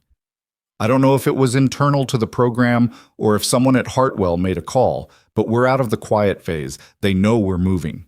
She thought of Garrison sitting in Pauline's office, asking about documents with the specificity of someone who knew exactly what he was looking for. "There was a man here today," she said, claiming to be VA oversight. No verifiable identity. He was asking about the Doyle clearance document specifically. A beat of silence. "What did you tell him?" "Nothing." "Where's the document right now?" "On me." "And Thibault's materials?" "You have them." "Okay." She could hear him thinking, the specific sound of a person running through contingencies. "I've got a call into the Deputy IG's office, bypassing Dern's chain entirely. I should have a response in the next 2 hours. When I do, I'm going to need you at the hospital. Not to leave. I'm going to need you in the building." "Why?" "Because Hale doesn't matter without the clearance document, and the clearance document needs to be in a chain of custody we can defend. I need you to give it to me formally, on hospital grounds in front of a witness. The hospital timestamp matters." He paused. "Is there someone at Hartwell you trust?" She thought about Darnell. She thought about the expression he'd been carrying all week. "Yes," she said. "Then stay in the building after your shift. Tell that person you may need them as a witness in the next few hours. Don't tell them more than that yet." Another pause. "And Reeves, when I said something broke this afternoon, I meant more than Hale going off the grid." She waited. "The handler from Virginia, the one we think filed the 2021 complaint that started Dern's case." His voice was careful now, each word placed. "We found him. He's been in Montana for 2 months. He came here looking for the same pattern you found." "Where in Montana?" The pause before he answered was a second too long. "Delwood," Rourke said. Maya stood in the ambulance bay with the cold coming through the gap in the doors, and she thought about Warren Doyle saying, "I filed a complaint 8 months ago," and she thought about third handler, and she thought about 6 years, and she thought about the dog who had known something was wrong before anyone would listen.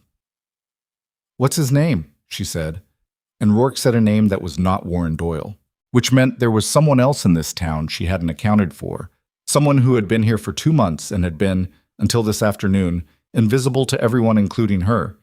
And the reason she hadn't known was the same reason Dern's case had gone quiet, the same reason Hale's clearance documents contradicted clinical reality, the same reason Garrison had sat in Pauline's office with a business card that led nowhere. Someone very good at making things disappear had been working very hard for a very long time to keep this invisible. And they had just sent a man with a fake badge to her hospital to find out how much she knew. Her phone buzzed again. The text was from a number she'd never seen before. No name, no context, just an address on the east side of Delwood and the words, "Come alone. I have what Dern buried." She didn't go alone. That was the first decision, made in approximately 4 seconds while standing in the ambulance bay with the cold working through her jacket. The text was designed to isolate her. Come alone was the instruction of someone who either had no idea who they were dealing with or who knew exactly and was testing whether she'd learned anything. Either way, the answer was no. She called Rourke. "I got a text," she said, and read it to him verbatim. The silence on his end lasted long enough to mean he was running through the same calculation she'd already run. "Address," he said. She gave it. More silence. That's a residential block, east side, near the rail yard. I know where it is. Don't move yet. Give me 8 minutes. If whoever sent this is watching the hospital, 8 minutes of me standing in the ambulance bay is 6 minutes, he said. Go back inside. Tell your witness to stay available. Don't tell anyone else anything. She went back inside. She found Darnell at the nursing station, running end-of-shift board updates, and she stood close enough to speak without being overheard and said, I may need you in the next hour as a witness to a document transfer. Can you stay? He looked at her for a long moment. You going to tell me what's happening? Not all of it. Not yet. Is it going to get you fired? I don't think so. Is it going to get me fired? No. He looked at the board. He looked at her. I'll be here, he said, and went back to the board as though they'd been discussing shift handoff. She found a chair near the break room entrance where she could see the main corridor and the ambulance bay door, and she sat and waited. 5 minutes. 6. On 7, Rourke texted, Gray Jeep, East Lot, 1 minute. Don't use the main exit.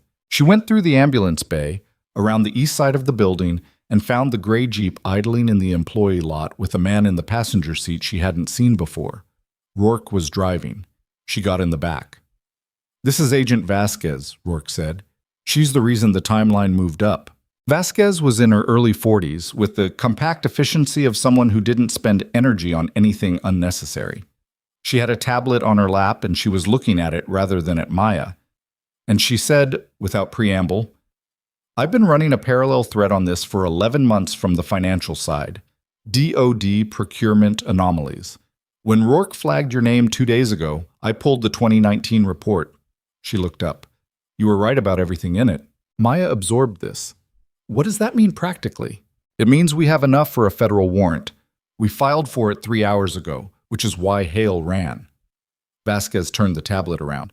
On the screen was a spreadsheet of transaction records, dense with routing numbers and dates. The Ridgeline contract payments weren't going to a legitimate veterinary services company. The LLC is a shell. The actual money was moving through 3 layers of intermediary accounts before landing in personal accounts belonging to... She paused. 2 people, Marcus Hale and a retired 4-star general named Edwin Carver. The name sat in the Jeep's interior for a moment. Carver, Maya said. Edwin Carver. Retired 2020.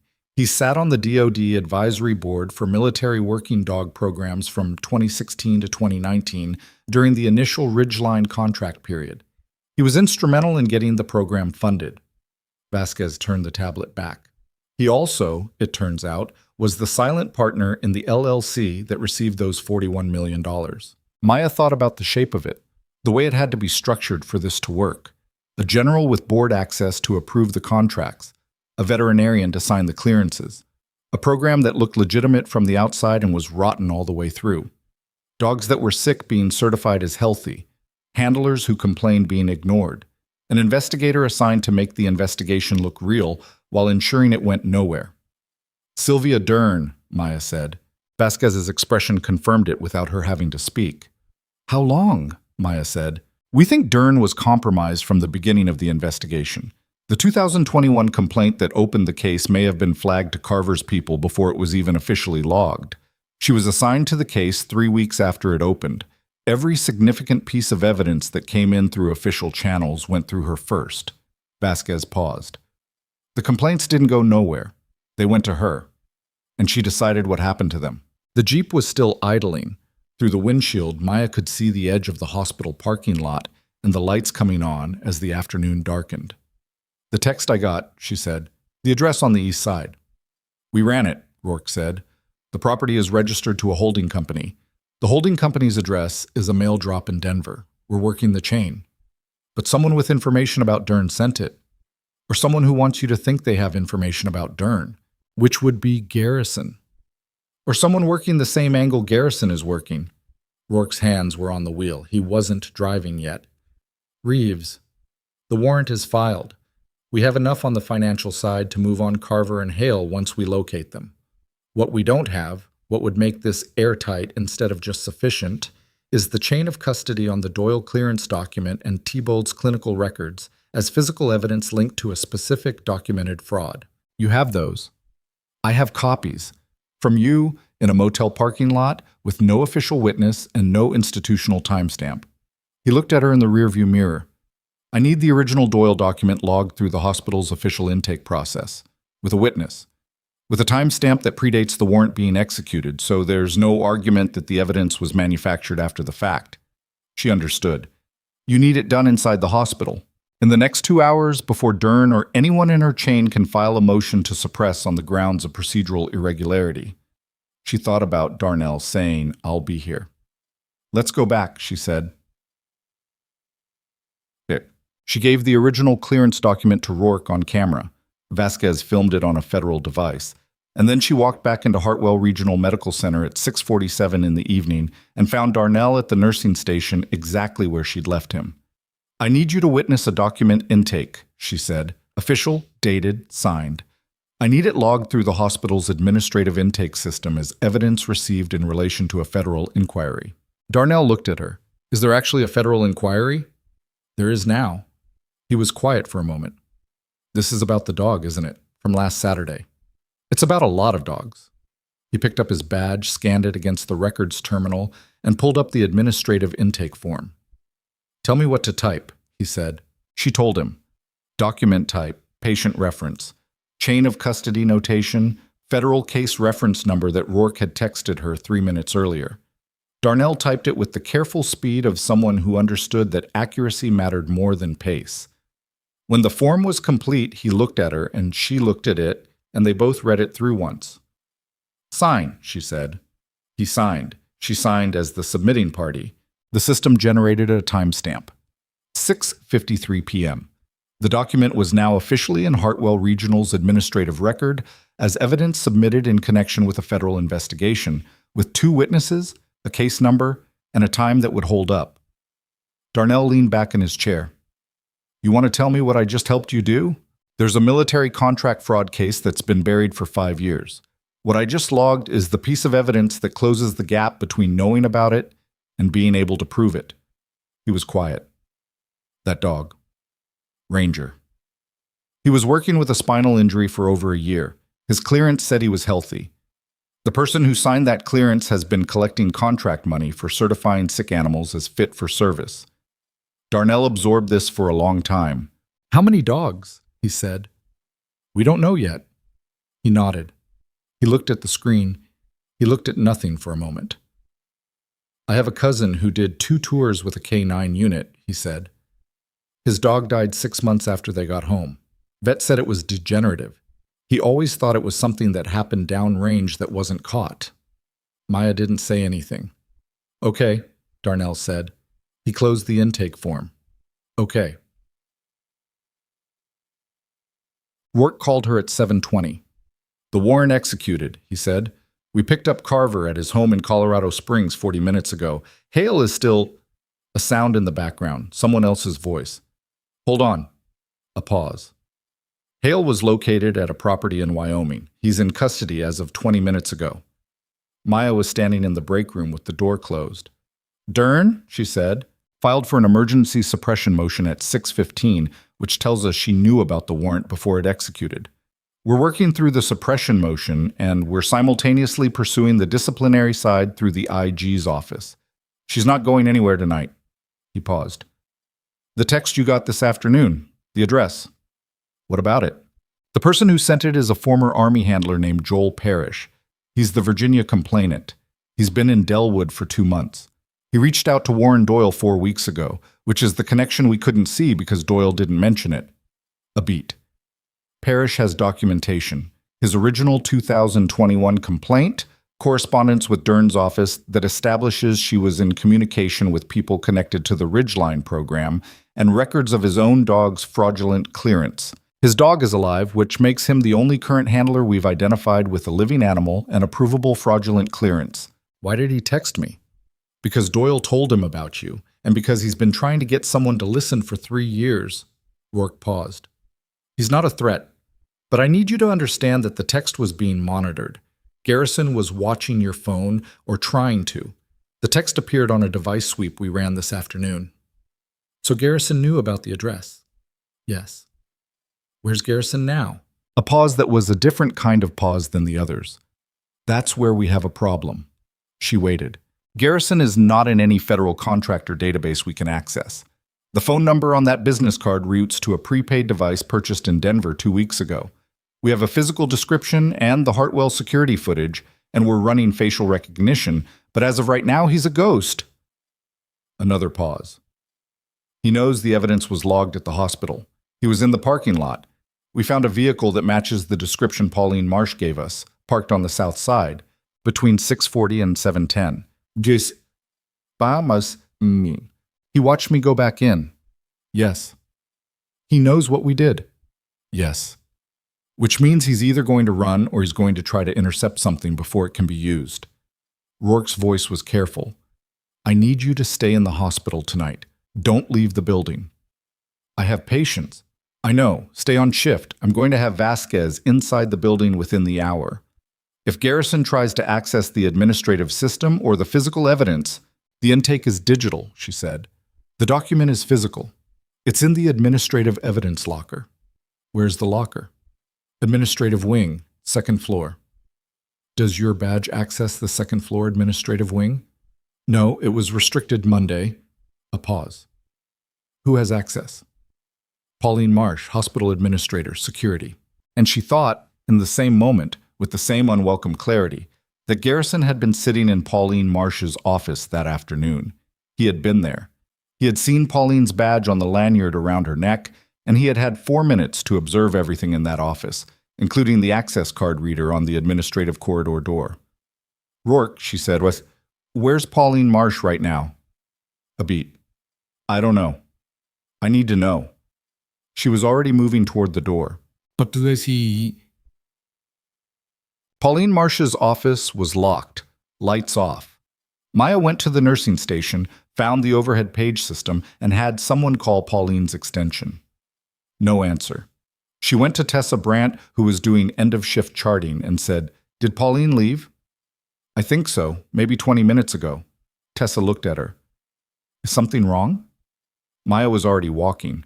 She went to the security desk near the main entrance, where a guard named Okafor had been on duty every evening shift she'd worked. Has Pauline Marsh left the building? Okafor checked the badge log. Badged out at 7:02. 7:02. Garrison had been in the south parking lot until 7:10. She called Pauline's personal number. It rang 4 times and went to voicemail. She called again. Same result. She texted, Call me immediately. It's urgent. She stood in the main corridor with the particular cold focus that descended when a situation was moving faster than the available responses, and she ran through what she knew. Pauline had information. She'd admitted in her office that she'd called the VA to verify Garrison and found nothing. She'd told Maya to document what he'd said. She had done, in that conversation, the one honest thing she'd done in their entire professional relationship, which meant she was a liability to whoever Garrison was working for. And she had walked out into a parking lot 20 minutes after Garrison had been watching the building. Maya went back to Okafor. I need you to pull the exterior camera footage from the south lot, 7 to 7:15 tonight. Okafor looked at her badge. Her restricted access was noted in the system. She could see him register it. Your access level. I know. I'm asking you, not the system. I'm asking you to look at the footage and tell me if you see anything concerning. He looked at her for a moment. He pulled it up. They both watched 60 seconds of parking lot footage. A car pulling out, a woman in scrubs walking to a blue sedan, 2 people talking near the east entrance. And there, south corner of the lot, at 7:06, Pauline Marsh walking to her car. A figure approaching from the adjacent row. Pauline stopping. The figure moving to her driver's side door before she could open it. The angle was wrong for a face, but the build matched Garrison's description perfectly. Okafor leaned toward the screen. Should I call Delwood PD? He said. Call them, Maya said. Tell them we have a potential witness intimidation situation involving a hospital administrator and an unidentified individual in the parking lot. Give them Pauline's plate number and her home address from the employee directory. She was already dialing Rourke. He picked up mid-first ring. Garrison made contact with Pauline Marsh in the parking lot at 7:06, she said. We have it on camera. She's not answering her phone. She heard him say something to someone else. Then, I'm sending Vasquez inside right now. Don't. I'm not going anywhere, she said. But Rourke, he's not going to run. He could have taken the footage. He could have tried to pull the evidence log. He could have followed me. He didn't. He's going to use Pauline. To do what? She thought about the access card, the administrative wing, the evidence locker on the second floor. To get the original document back, she said, he needs the physical document. The digital record is time-stamped and filed with a federal case number. He can't make that disappear without touching federal systems, which creates a trail. But if the original physical document is removed from the evidence locker, he has an argument that the chain of custody is broken. A pause. He needs her badge, Rourke said. Yes. How long does he have before the building locks down the administrative wing? Visiting hours end at 8. After that, the second-floor administrative corridor requires 2 badge authentication. She checked her watch. 17 minutes. She heard Rourke running. I need you at the second-floor corridor, he said. Not inside, at the door. If anyone attempts access before Vasquez and I get there, you call it in. My badge won't. I know. Just be there. She took the stairs. The second-floor administrative corridor was a different world from the ED. Carpeted, dimly lit in off-hours mode, the specific quiet of a space that transitioned from bureaucratic daytime to empty nights. The badge reader at the corridor entrance glowed green on its standby setting. The access log panel beside it showed the last entry. Brent Alvarado, HR, 4:47 p.m. Maya stood at the corner where the main corridor met the administrative wing entrance, and she watched the badge reader and she listened. The hospital had the particular nighttime sound of a building that was never fully asleep, distant intercom, the hum of equipment, footsteps somewhere 2 floors down. She'd spent 8 months learning to read this sound the way she'd learned to read vital signs, which was to say she knew what it meant when something was wrong with it. At 7:53, the elevator at the end of the administrative corridor opened. Pauline Marsh stepped out. She was not moving the way she normally moved. Her posture was collapsed inward by about 10 degrees, which was the posture of someone who had been given a reason to be frightened within the last hour. Her badge was in her hand rather than on its lanyard. Behind her, the elevator door stayed open. Garrison stepped out. He was not the same version of himself he'd been in Pauline's office. The managed professional presentation was gone. What remained was something more efficient and considerably less reassuring. He had one hand near Pauline's right elbow, not gripping, just present, which was a particular kind of pressure that didn't leave marks. He hadn't seen Maya yet. She was at the junction of 2 corridors, in the shadow of an intersecting hallway, and she was completely still, and she had the particular advantage of someone who had spent years learning that the most dangerous thing in a dangerous environment was movement before you were ready. She watched him guide Pauline toward the badge reader. She watched Pauline's hand go up with the badge. She pressed call on her phone, Rourke's number, and she held it at her side without raising it to her ear, and she said, clearly and loudly enough to carry, "Mr. Garrison." He turned. The recognition on his face moved through several expressions in about a second and a half. Surprise, calculation, reassessment, and then settled into something controlled. Pauline's hand dropped to her side, badge still in it, and she took a half step away from Garrison's elbow with the careful movement of someone who had been waiting for an opening. "Ms. Reeves," he said. The professional warmth was gone. "You should go back downstairs." "Pauline," Maya said. "Step away from him." Pauline looked at her. She looked at Garrison. She took 2 steps to her left, which brought her closer to the wall and farther from him. "There's nothing that happens here that helps you," Garrison said to Maya. "The document that was logged tonight is inadmissible. The chain of custody is compromised because you're a restricted employee operating outside your access level. A federal judge is going to throw it out." "That's for a judge to decide," she said. "Not you. What I'm doing right now is legal document retrieval under a contractor authorization that predates your filing." He was moving slightly, the specific kind of slow repositioning that was not walking toward her but was reducing the distance. "You don't have the legal background to understand why what you filed tonight doesn't work." "Then explain it to the agents in the stairwell behind you," she said. He stopped. She hadn't heard Rourke and Vasquez on the stairs. She hadn't heard anything, but she'd said it with the complete conviction of someone who knew, and she watched his face go through the calculation of whether to call her bluff. The stairwell door opened. Rourke came through first, Vasquez half a step behind. And the way they moved when they entered the corridor was not the movement of people who had just arrived. It was the movement of people who had been listening long enough to understand the situation. Garrison turned fully. His hands were visible, which was deliberate. "Federal agents," Rourke said. It was not a shout. It was a statement, level and flat. "Marcus Garrison, we need you to step away from the access panel and keep your hands where we can see them." "I'm authorized. You're going to have the opportunity to establish that," Rourke said. "Right now, step away from the panel." Garrison stood still for 1 second that felt significantly longer than 1 second. Then he moved away from the panel. Vasquez had cuffs out in a motion so practiced it was almost invisible, and the sound of them closing was small and metallic and definitive in the carpeted quiet of the administrative corridor.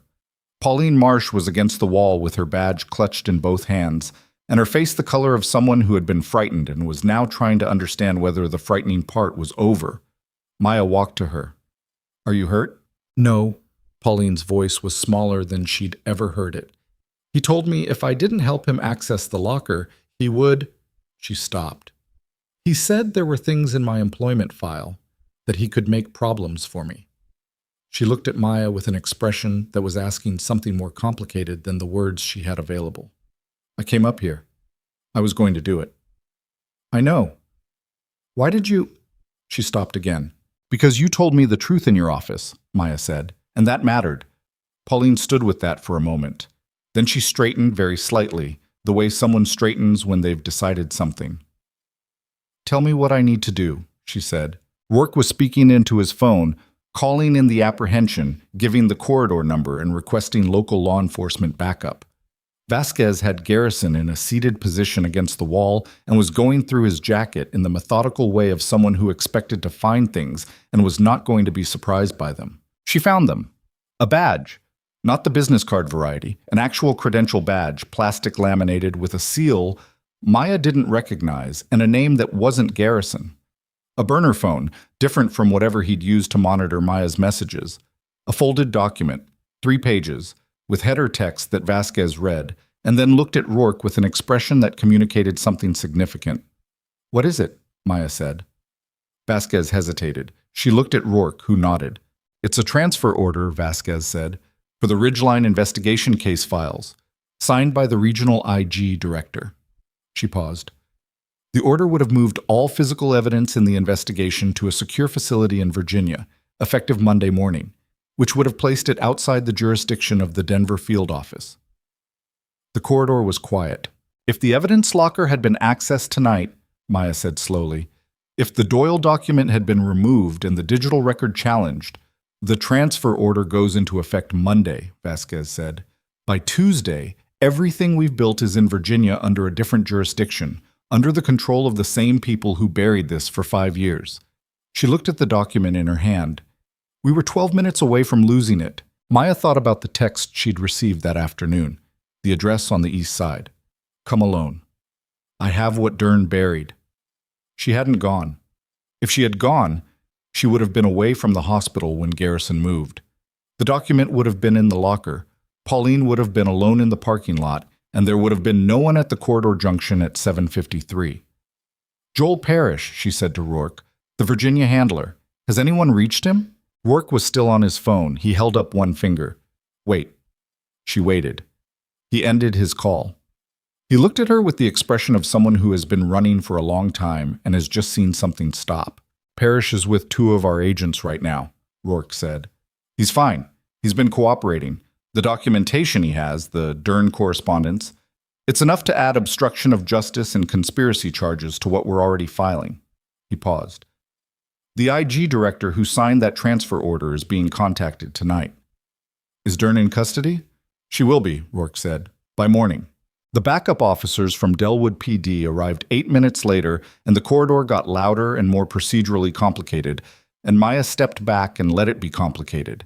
And she stood against the wall and watched Garrison being walked toward the elevator, and she felt something that was not triumph and was not relief and was not any of the things she'd expected to feel at the end of something that had taken 5 years to close. It was simpler than that, quieter. She thought about the 14-page report she'd written and filed and never heard back about. She thought about a dog sitting down at her feet in an emergency department and lowering his head. She thought about Warren Doyle's face when he said, "I thought maybe I was wrong." She thought about Pauline Marsh standing against the wall with her badge in both hands, deciding to straighten up. None of it was clean. None of it was what you'd call smooth. There were going to be depositions and suppression hearings, and lawyers arguing about chain of custody, and case managers writing reports that would be reviewed by committees, that would produce findings that would eventually be ignored by someone at some level of a system that was very large and very slow and very capable of making things disappear. But the document was logged. The timestamp existed. The financial records were in Vasquez's hands. 2 men were in federal custody, a third was in a Delwood PD patrol car, and Sylvia Dern was, by morning, going to face the specific and overdue experience of being on the wrong end of a federal investigation. Rourke appeared at her elbow. "I need a statement, formal, tonight if you can." "I know. It's going to be long." "I know." He looked at her. He was not a demonstrative person, but there was something in his expression that was trying to find a word for what the last 2 hours had been. "You did this," he said. "A week ago, this case was 5 years cold. You did this." She looked at the corridor, the officers, the evidence tape going up over the locker door, Pauline giving her own statement to Vasquez in the corner. "I followed a dog," she said. Rourke made a sound that might have been a laugh. She was about to say something else when her phone buzzed. Not a call, a text. From a number she didn't have saved, which would have made her stomach tighten an hour ago, but she was already pulling it up before the tension could register. The text was 2 words and a photograph. The words were, "Thank you." The photograph was Warren Doyle and Ranger, outside somewhere with mountains behind them. Ranger sitting pressed against Warren's leg, and Warren's hand resting on the dog's head. But it was the second detail in the photograph that stopped her, because standing slightly to Warren's left, visible at the edge of the frame, was a man she hadn't seen before. 50s, lean, with the posture of someone who'd spent decades in service. And he was holding a manila folder, and the look on his face was the look of someone who had been carrying something for 3 years and had just been told he could put it down. Joel Parrish. He'd found Warren in Delwood 2 months ago and had been waiting, invisible, for someone who might actually listen. She looked at the photograph for a long moment. Then she looked up because Vasquez was across the corridor holding a tablet toward her with the case file open, and somewhere on that tablet was the document trail that was going to do what 7 complaints in 5 years had failed to do. And there was still work to be done, statements to give, procedures to follow, a long night ahead of her in a hospital where she'd been treated like furniture for 8 months. But below all of it, quiet and certain, was the thing she hadn't expected to feel. Not vindication, not yet. Something simpler. The particular steadiness of someone who has been right for a very long time and has finally stopped waiting for the world to catch up and has started moving instead. Vasquez said, "Ready?" "Yes," Maya said. And Rourke's phone rang, and he picked it up, and his expression when he heard what was on the other end was the expression of a man who has just been told something that changes the scope of what he thought he was doing. He looked at Maya. "Edwin Carver," he said. "He's asking for a deal." A beat. "He says Dern wasn't the only one inside the investigation." The words landed in the corridor like something dropped from a height. Rourke kept the phone to his ear and his eyes on Maya, and she watched him listen for 30 seconds that felt considerably longer. When he lowered the phone, his expression had the particular quality of a man recalibrating the size of what he was standing inside. "He's willing to name names," Rourke said, "in exchange for reduced charges." "How many names?" "He says 4. 2 inside the IG's office, 1 in the DoD procurement division, and 1... He paused. "One sitting federal judge who signed off on the suppression of the 2019 complaint review."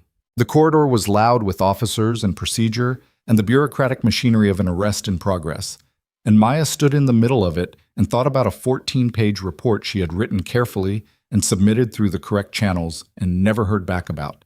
And now she understood why with a completeness that was not satisfying in the way she'd expected. It wasn't relief. It was the particular exhaustion of having the answer finally confirm the thing you'd been told was paranoia. "He doesn't get to dictate terms," she said. "No, but his information has to be evaluated." "Then evaluate it." She looked at Vasquez, who was still waiting with the tablet. "I have a statement to give." She gave it. It took 2 hours and 40 minutes, seated in Pauline Marsh's office, because it was the only private room available, with Vasquez recording on 2 devices simultaneously, and a Delwood PD detective named Sorensen sitting against the wall taking his own notes.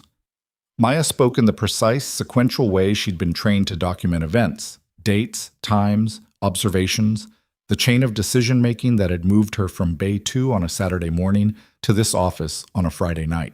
She did not editorialize. She did not speculate beyond what the evidence supported. She gave them exactly what she had, in the order she had it, with every caveat clearly labeled as a caveat. When she finished, Vasquez looked at her notes and said, "You were trained for this." "I was trained for emergency medicine in hostile conditions," Maya said. "Documentation is documentation." "That's not what I mean." Maya looked at her. "The 2019 report," Vasquez said. "I read it twice before I flew up here. It's the most thorough field assessment in the entire case file. The people who buried it knew exactly what they were burying." She paused. "I want you to know that." Maya didn't say anything for a moment. There were things she could have said. About the 2 follow-up calls, about the letters that said "under review" and then said "resolved", about the 8 months she'd spent in Delwood trying to build a version of ordinary life over the place where that report used to be. She didn't say any of them because Vasquez wasn't asking for her history. She was offering something smaller and more honest than an apology. She was offering acknowledgement.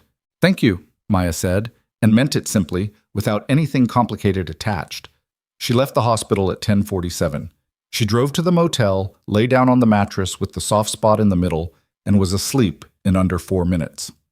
The next 72 hours moved the way large institutional events move, not in dramatic moments, but in the accumulation of procedural steps, each one individually unremarkable and collectively irreversible. Edwin Carver's cooperation agreement was formalized on Saturday morning. He gave 4 names. 3 of them Vasquez's team had already identified through the financial trail. The 4th was a deputy procurement director named Reginald Foss, who had approved contract renewals for the restructured Ridgeline program, while receiving consulting fees from the Shell LLC through a second-layer account. Foss was in federal custody by Saturday afternoon and did not cooperate. He hired a lawyer and said nothing, which was his right, and which didn't matter because the financial record spoke clearly enough without him. Sylvia Dern was arrested at her home in the D.C. suburbs at 6:15 Saturday morning. She opened the door in a bathrobe and said, "According to the arresting agent's report, I want my attorney." Nothing else. She was transported, processed, and released on bail by noon, and by that afternoon her attorney had issued a statement that described the charges as politically motivated and procedurally flawed, which was the statement every attorney issued in cases like this, and which carried approximately the weight it deserved. The sitting federal judge, a man named Harold Price, who had been on the bench for 19 years and had a reputation for conservative proceduralism that his colleagues described as rigorous, and that the 6 people who'd had their complaints buried under his signature might have described differently, received a notice of investigation from the Judicial Oversight Committee on Saturday evening. He did not comment. He also, by Sunday morning, had recused himself from 3 pending cases that had any connection to DoD contractor disputes. Marcus Hale, located in a rented house outside Laramie, with 2 laptops and a fireproof safe containing 12 years of falsified veterinary records, was transferred from Wyoming federal custody to Denver on Saturday. He asked for a deal on Sunday. The deal he was offered was considerably less generous than what he'd been hoping for, because the 12 years of records in the fireproof safe told a story that made his cooperation less valuable than his documentation. The story the records told was this: 43 dogs over 8 years had been certified through the Ridgeline program with falsified health assessments. Of those 43, 11 had died within 18 months of placement from conditions that a proper evaluation would have identified as disqualifying. 14 were currently placed with handlers or veteran support programs and were, according to Hale's own private notes, which he had apparently kept with the meticulous self-preservation instinct of a man who always planned to use them as leverage, in various states of managed decline. 14 dogs, living, with people who had been told they were healthy. That number was in Vasquez's report, which was submitted to the DoD Inspector General's office on Sunday afternoon, bypassing the compromised regional chain entirely and going directly to the Deputy IG in Washington.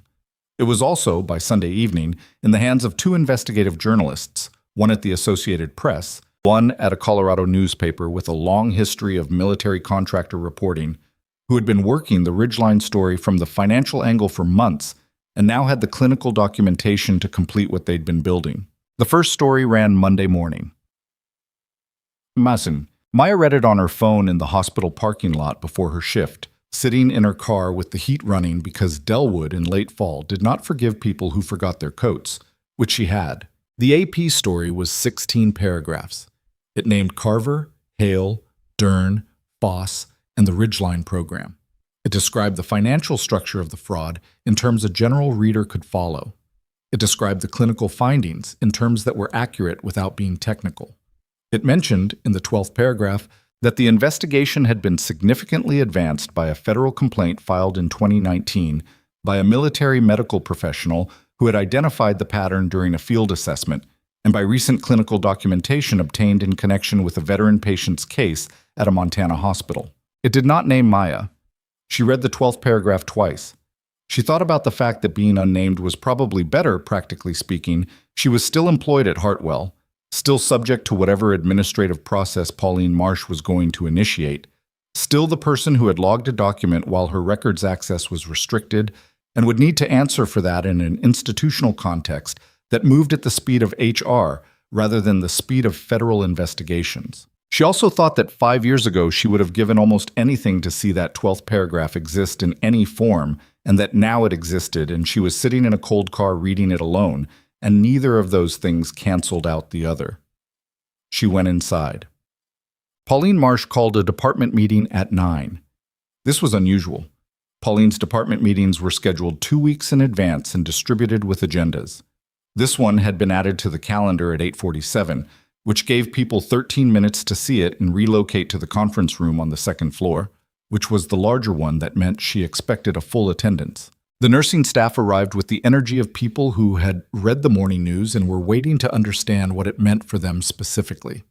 Darnell caught Maya's eye across the room with an expression that asked several questions simultaneously.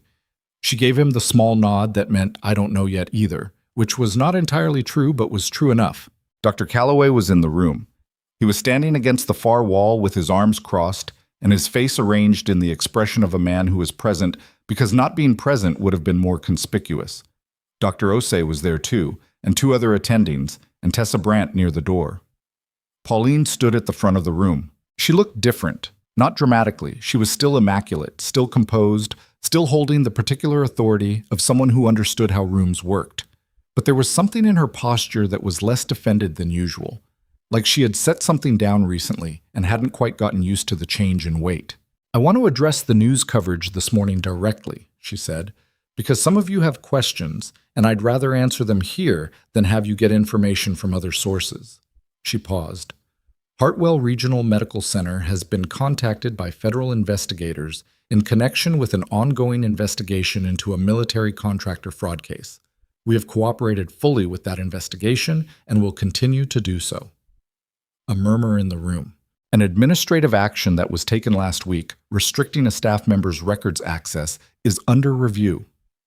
She didn't look at Maya. She didn't need to. The room was already looking. "I want to be transparent with you.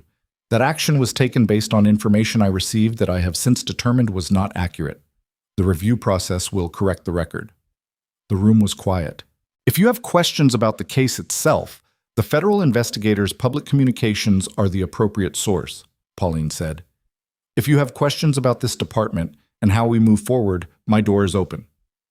She paused one more time, and what happened next was something Maya had not expected and would not have predicted, which was that Pauline Marsh looked directly at her and said, "The staff member whose access was restricted identified a clinical and ethical concern and pursued it correctly. I want the department to know that. It was not a speech. It was not an apology in the formal sense. It was 10 seconds of direct acknowledgement in front of everyone who had been in the room for 8 months while Maya was treated like a problem to be managed, and it was imperfect and slightly awkward and about 6 months late. But it was real." Maya nodded. The meeting ended. Darnell appeared at her elbow 30 seconds later, holding 2 cups of coffee, and handed her one. "How are you doing?" he said. "Ask me in a week." "Fair." He sipped his coffee. "The 14 dogs. The ones that are still alive." "I know. Someone's going to have to assess them." "I know." He looked at her over the rim of his cup. "You have 14 months with a K9 veterinary unit." "I'm a nurse, Darnell." "You're a nurse who found a spinal injury in a working dog during a 9-second assessment in an emergency department bay." He paused. "I'm just saying." She drank her coffee. She thought about Dr. Nora Thibault in Mill Haven, with her 2 sets of radiographs and her 7 months of waiting for someone to give them to. She thought about Greta Solis in Billings, who had immediately understood the injury pattern without needing it explained. She thought about the particular kind of knowledge that accumulated in people who worked at the intersection of military medicine and animal welfare, knowledge that existed in scattered individuals who had never been organized around a common purpose because no one had built the structure for that yet. Nobody had built it yet. She finished her coffee and went to work. The formal review of her access restriction was completed Thursday. It took 4 days because HR processes took 4 days, regardless of the circumstances, and the outcome was that the restriction was lifted. The formal note in her file was amended to reflect that the original concern had been based on inaccurate information received from an external party, and the new documentation protocol that Callaway had introduced on 48 hours' notice was quietly removed from the department policy list. Callaway did not speak to her directly about any of this. On Friday morning, he passed her in Corridor B and paused long enough to say, "Good catch on the PE, last week," as though it had just occurred to him and he hadn't already said it before, which he hadn't.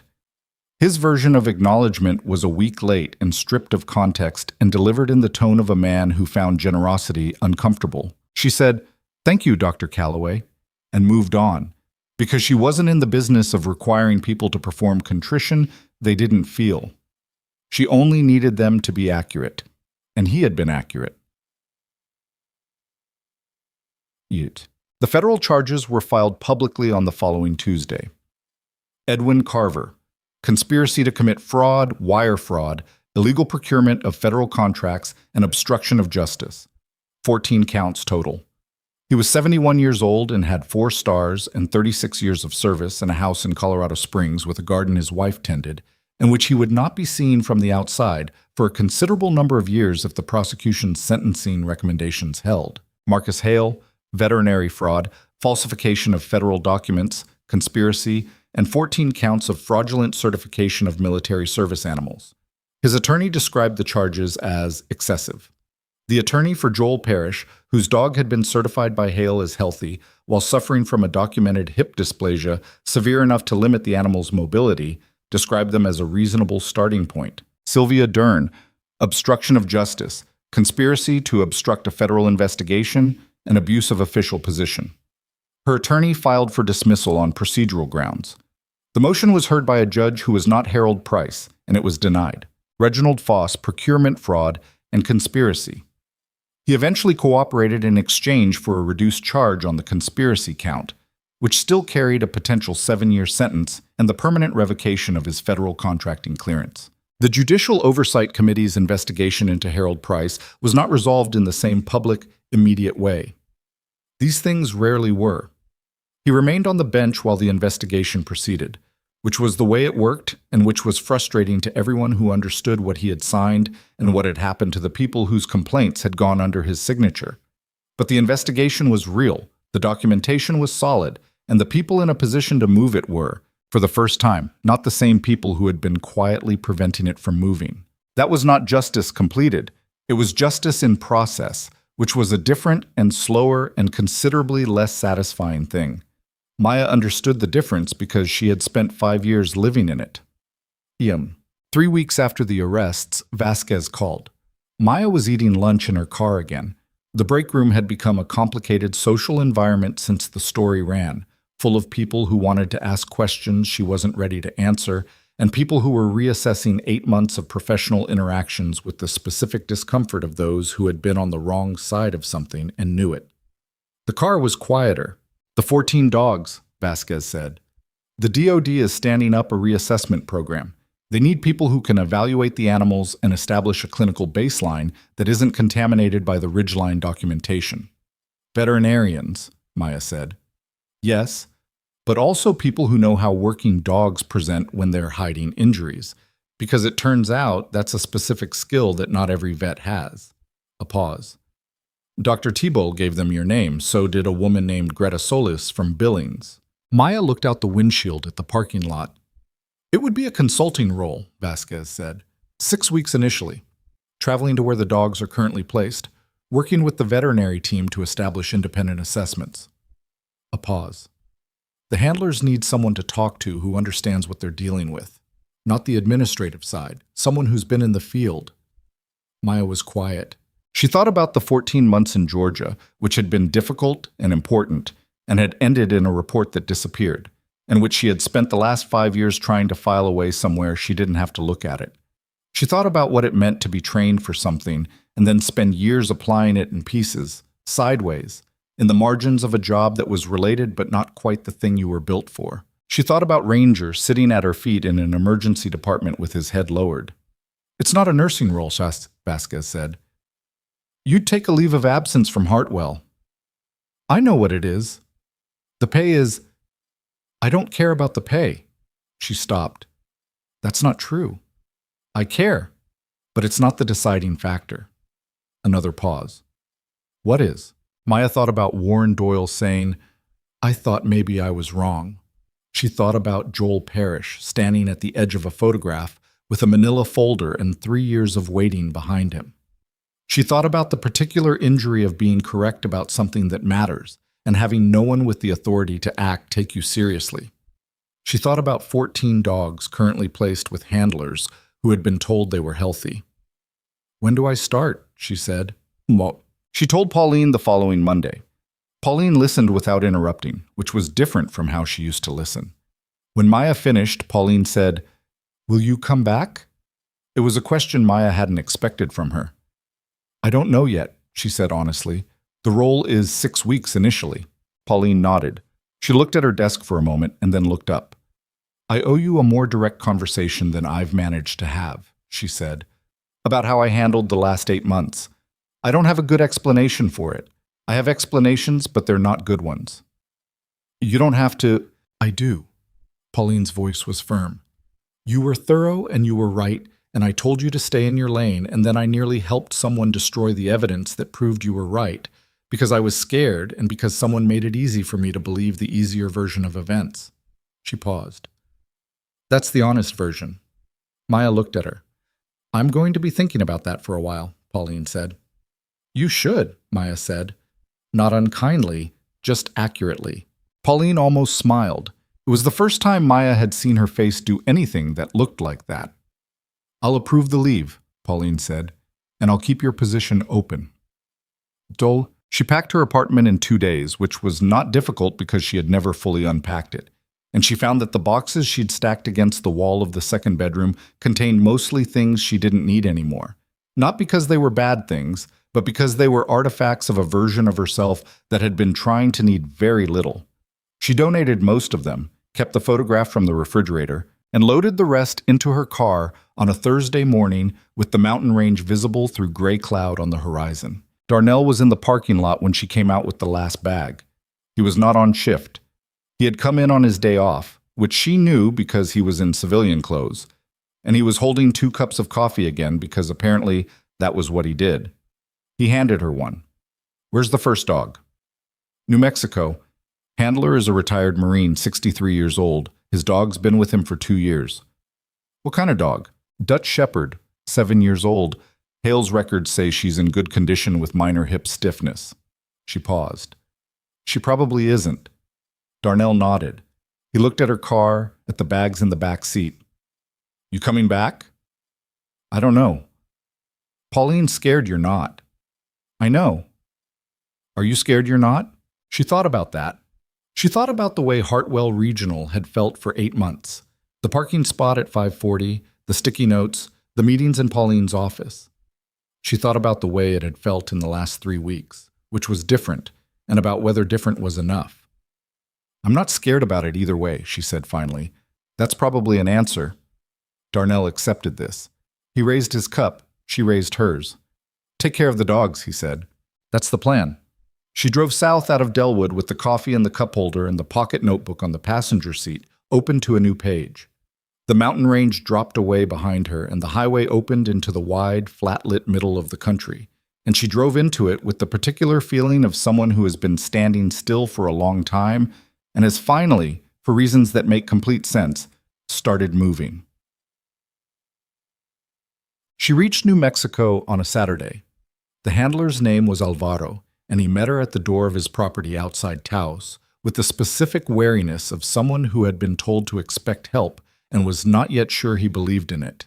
He was 63, as described, with the weathered economy of movement of a man who had spent decades being precise about his body and was now watching it negotiate with time. His handshake was firm and quick. He led her through the house to the back, where a Dutch shepherd named Bella was lying in a patch of afternoon sun with her head on her front paws, watching Maya approach with the alert steadiness of a working dog that was never fully off duty. Maya crouched down. She gave Bella the appropriate time and space to make her own decision. Bella lifted her head. Her ears moved forward. After a moment, she stood, walked to Maya, and stood still. Maya ran her hands along the dog's spine, the way T-Bolt had taught her, and the way the 14 months in Georgia had refined. She found what she was looking for in 40 seconds. "How long has she been moving her weight to the right?" Maya said. Alvaro was very still. "About a year," he said, quietly. The vet said it was normal. "It's not." She kept her hands gentle and steady on Bella's lower back. "But it's also not too late to address. We'll get her properly imaged and get a treatment plan started." She looked up at him. "She's going to be okay." He looked at his dog. He didn't say anything for a long moment, and Maya didn't fill the silence, because some silences deserve to exist without someone talking over them. "I knew something was wrong," he said finally. "I know. I filed a complaint 2 years ago. I know that too." He looked at her. "What happened to it?" "It was buried," she said, "by people who've been charged for burying it. Your complaint and 6 others like it are now part of the federal case record. Your name is in there. What you said is in there." She held his gaze. "It wasn't ignored because you were wrong. It was ignored because people with power found it inconvenient." Alvaro stood with this for a moment that cost him something visible. Then he reached down and put his hand on Bella's head, and the dog pressed up into his palm the way dogs press into the hands of the people they've chosen. "What do we do first?" he said. "Schedule an imaging appointment," Maya said. "I have a vet in contact with us who specializes in working dog spinal assessment. We get a clean picture of what we're dealing with, and we go from there." She paused. "And you stop apologizing to yourself for knowing something was wrong." He looked at her. 7 complaints in 5 years, she said. 7 handlers who knew their animals were suffering.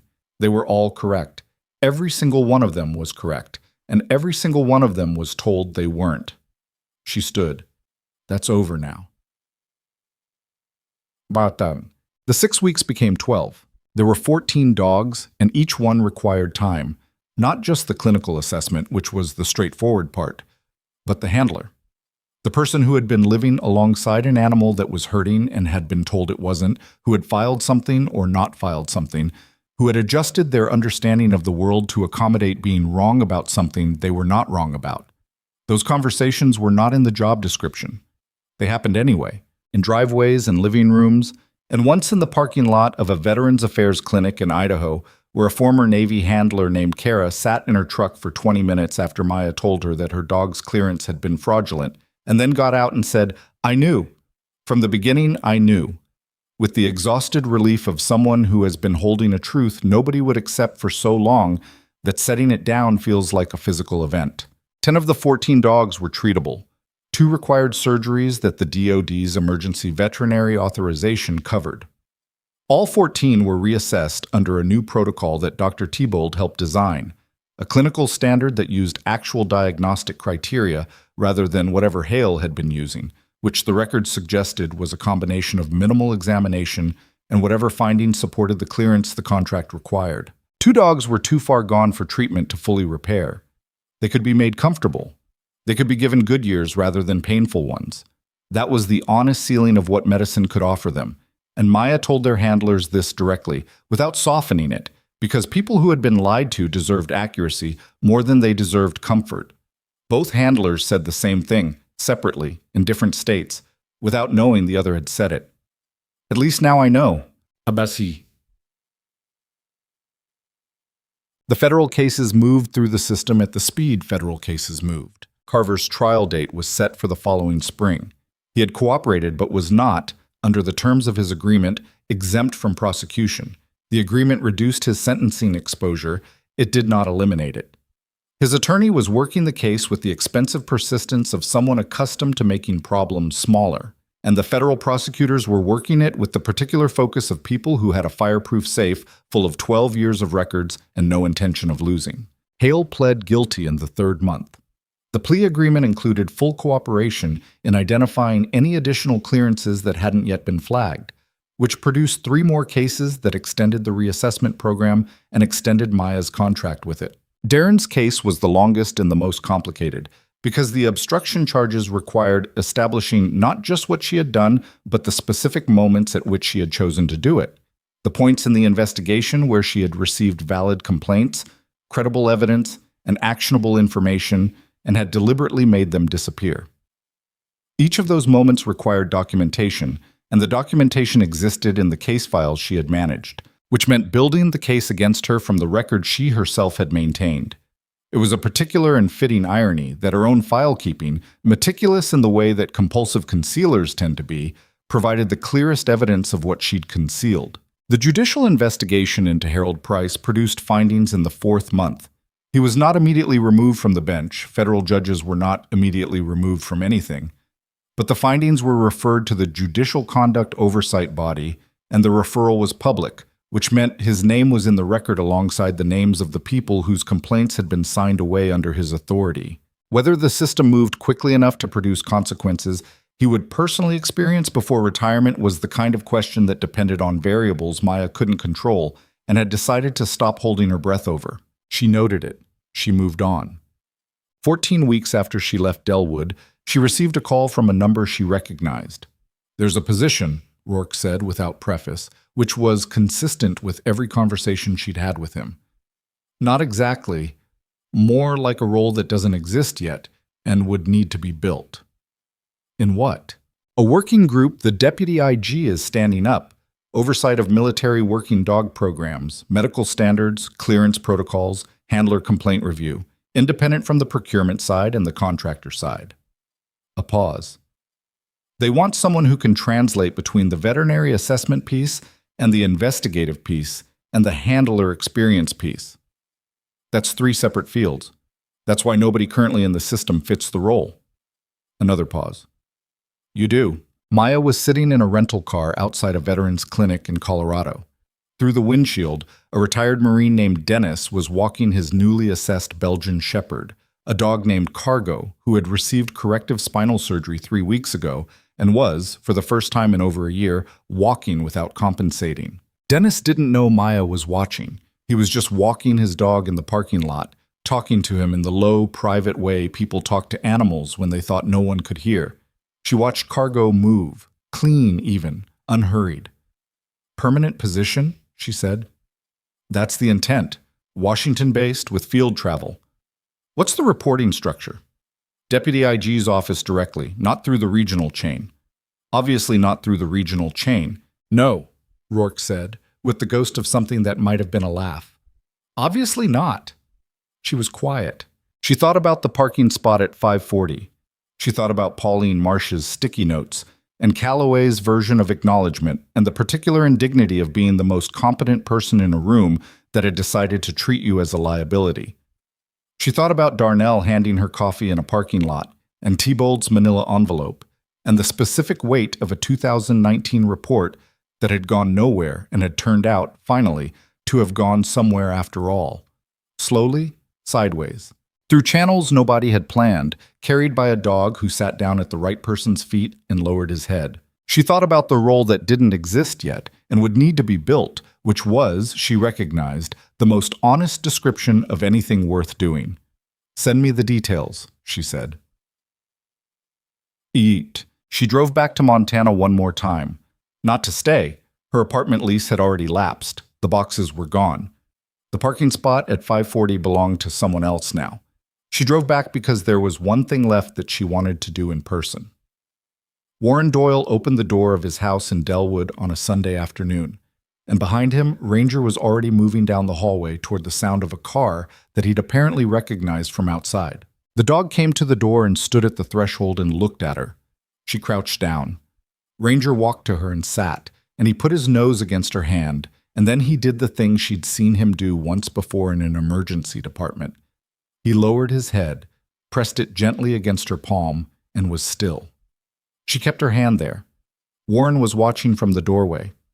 "He does that with almost nobody," he said. "I know. Whatever he recognized in you that first day..." He stopped, tried again.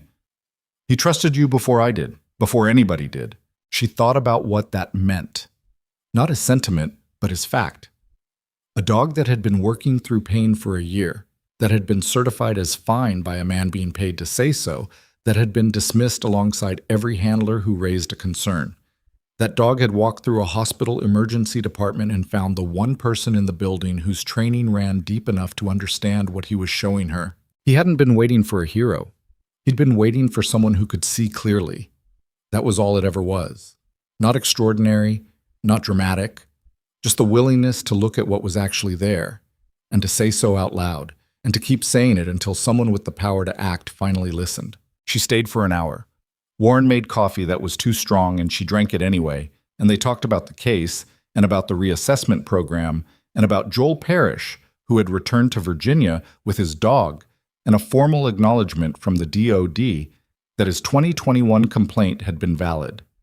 They talked about Alvaro in New Mexico, and Kara in Idaho, and Dennis walking his dog in a parking lot in Colorado, and about the specific category of wrong that got done to people who were correct and patient and persistent, and still got nowhere until circumstances aligned in ways nobody had planned. When she stood to leave, Ranger walked her to the door. At the threshold, he stopped, and she stopped. And she looked down at him, and he looked up at her with the steady, dark attention that working dogs carried whether they were working or not. "Good boy," she said. He wagged once, the efficient, dignified tail movement of a dog who had never been excessive about anything. She drove out of Delwood on the highway heading south, toward Washington, toward a role that didn't exist yet, toward the particular kind of work that requires you to believe in something long enough to build the structure that didn't exist when you needed it, so that the next person who needs it doesn't have to wait 5 years for the world to catch up to what they already knew. The mountain range fell away in the rearview mirror. She opened her pocket notebook on the passenger seat to a blank page. She drove. There is a specific kind of person the world treats as negligible. They are not the loudest in the room. They do not argue with force. They document with precision. They don't quit when they're dismissed. They adjust, wait, find a different angle, and hold on to what they know with the particular grip of someone who cannot afford to let go because the truth they're carrying belongs to other people too. They are treated as problems to be managed until the moment they become impossible to ignore. And then the people who manage them spend a great deal of time finding ways to have been on the right side all along. What happened in Delwood, Montana, over the course of 1 week was not about a nurse finding her voice. She always had a voice. She had been using it for 5 years, into a system that had been carefully arranged to make sure it couldn't be heard. What happened was that the arrangement finally broke, and she was ready when it did. Not because she was perfect, not because she was fearless, but because she had kept the notebook and kept asking the questions and kept showing up to shifts that didn't honor what she was worth, and had not, through all of it, stopped being the person who could see clearly. That is not an instruction. It is not a promise that the world will catch up on any particular schedule. It is only what happened. And the people who were wrong are answering for it now. One courtroom, one case file, one dog at a time.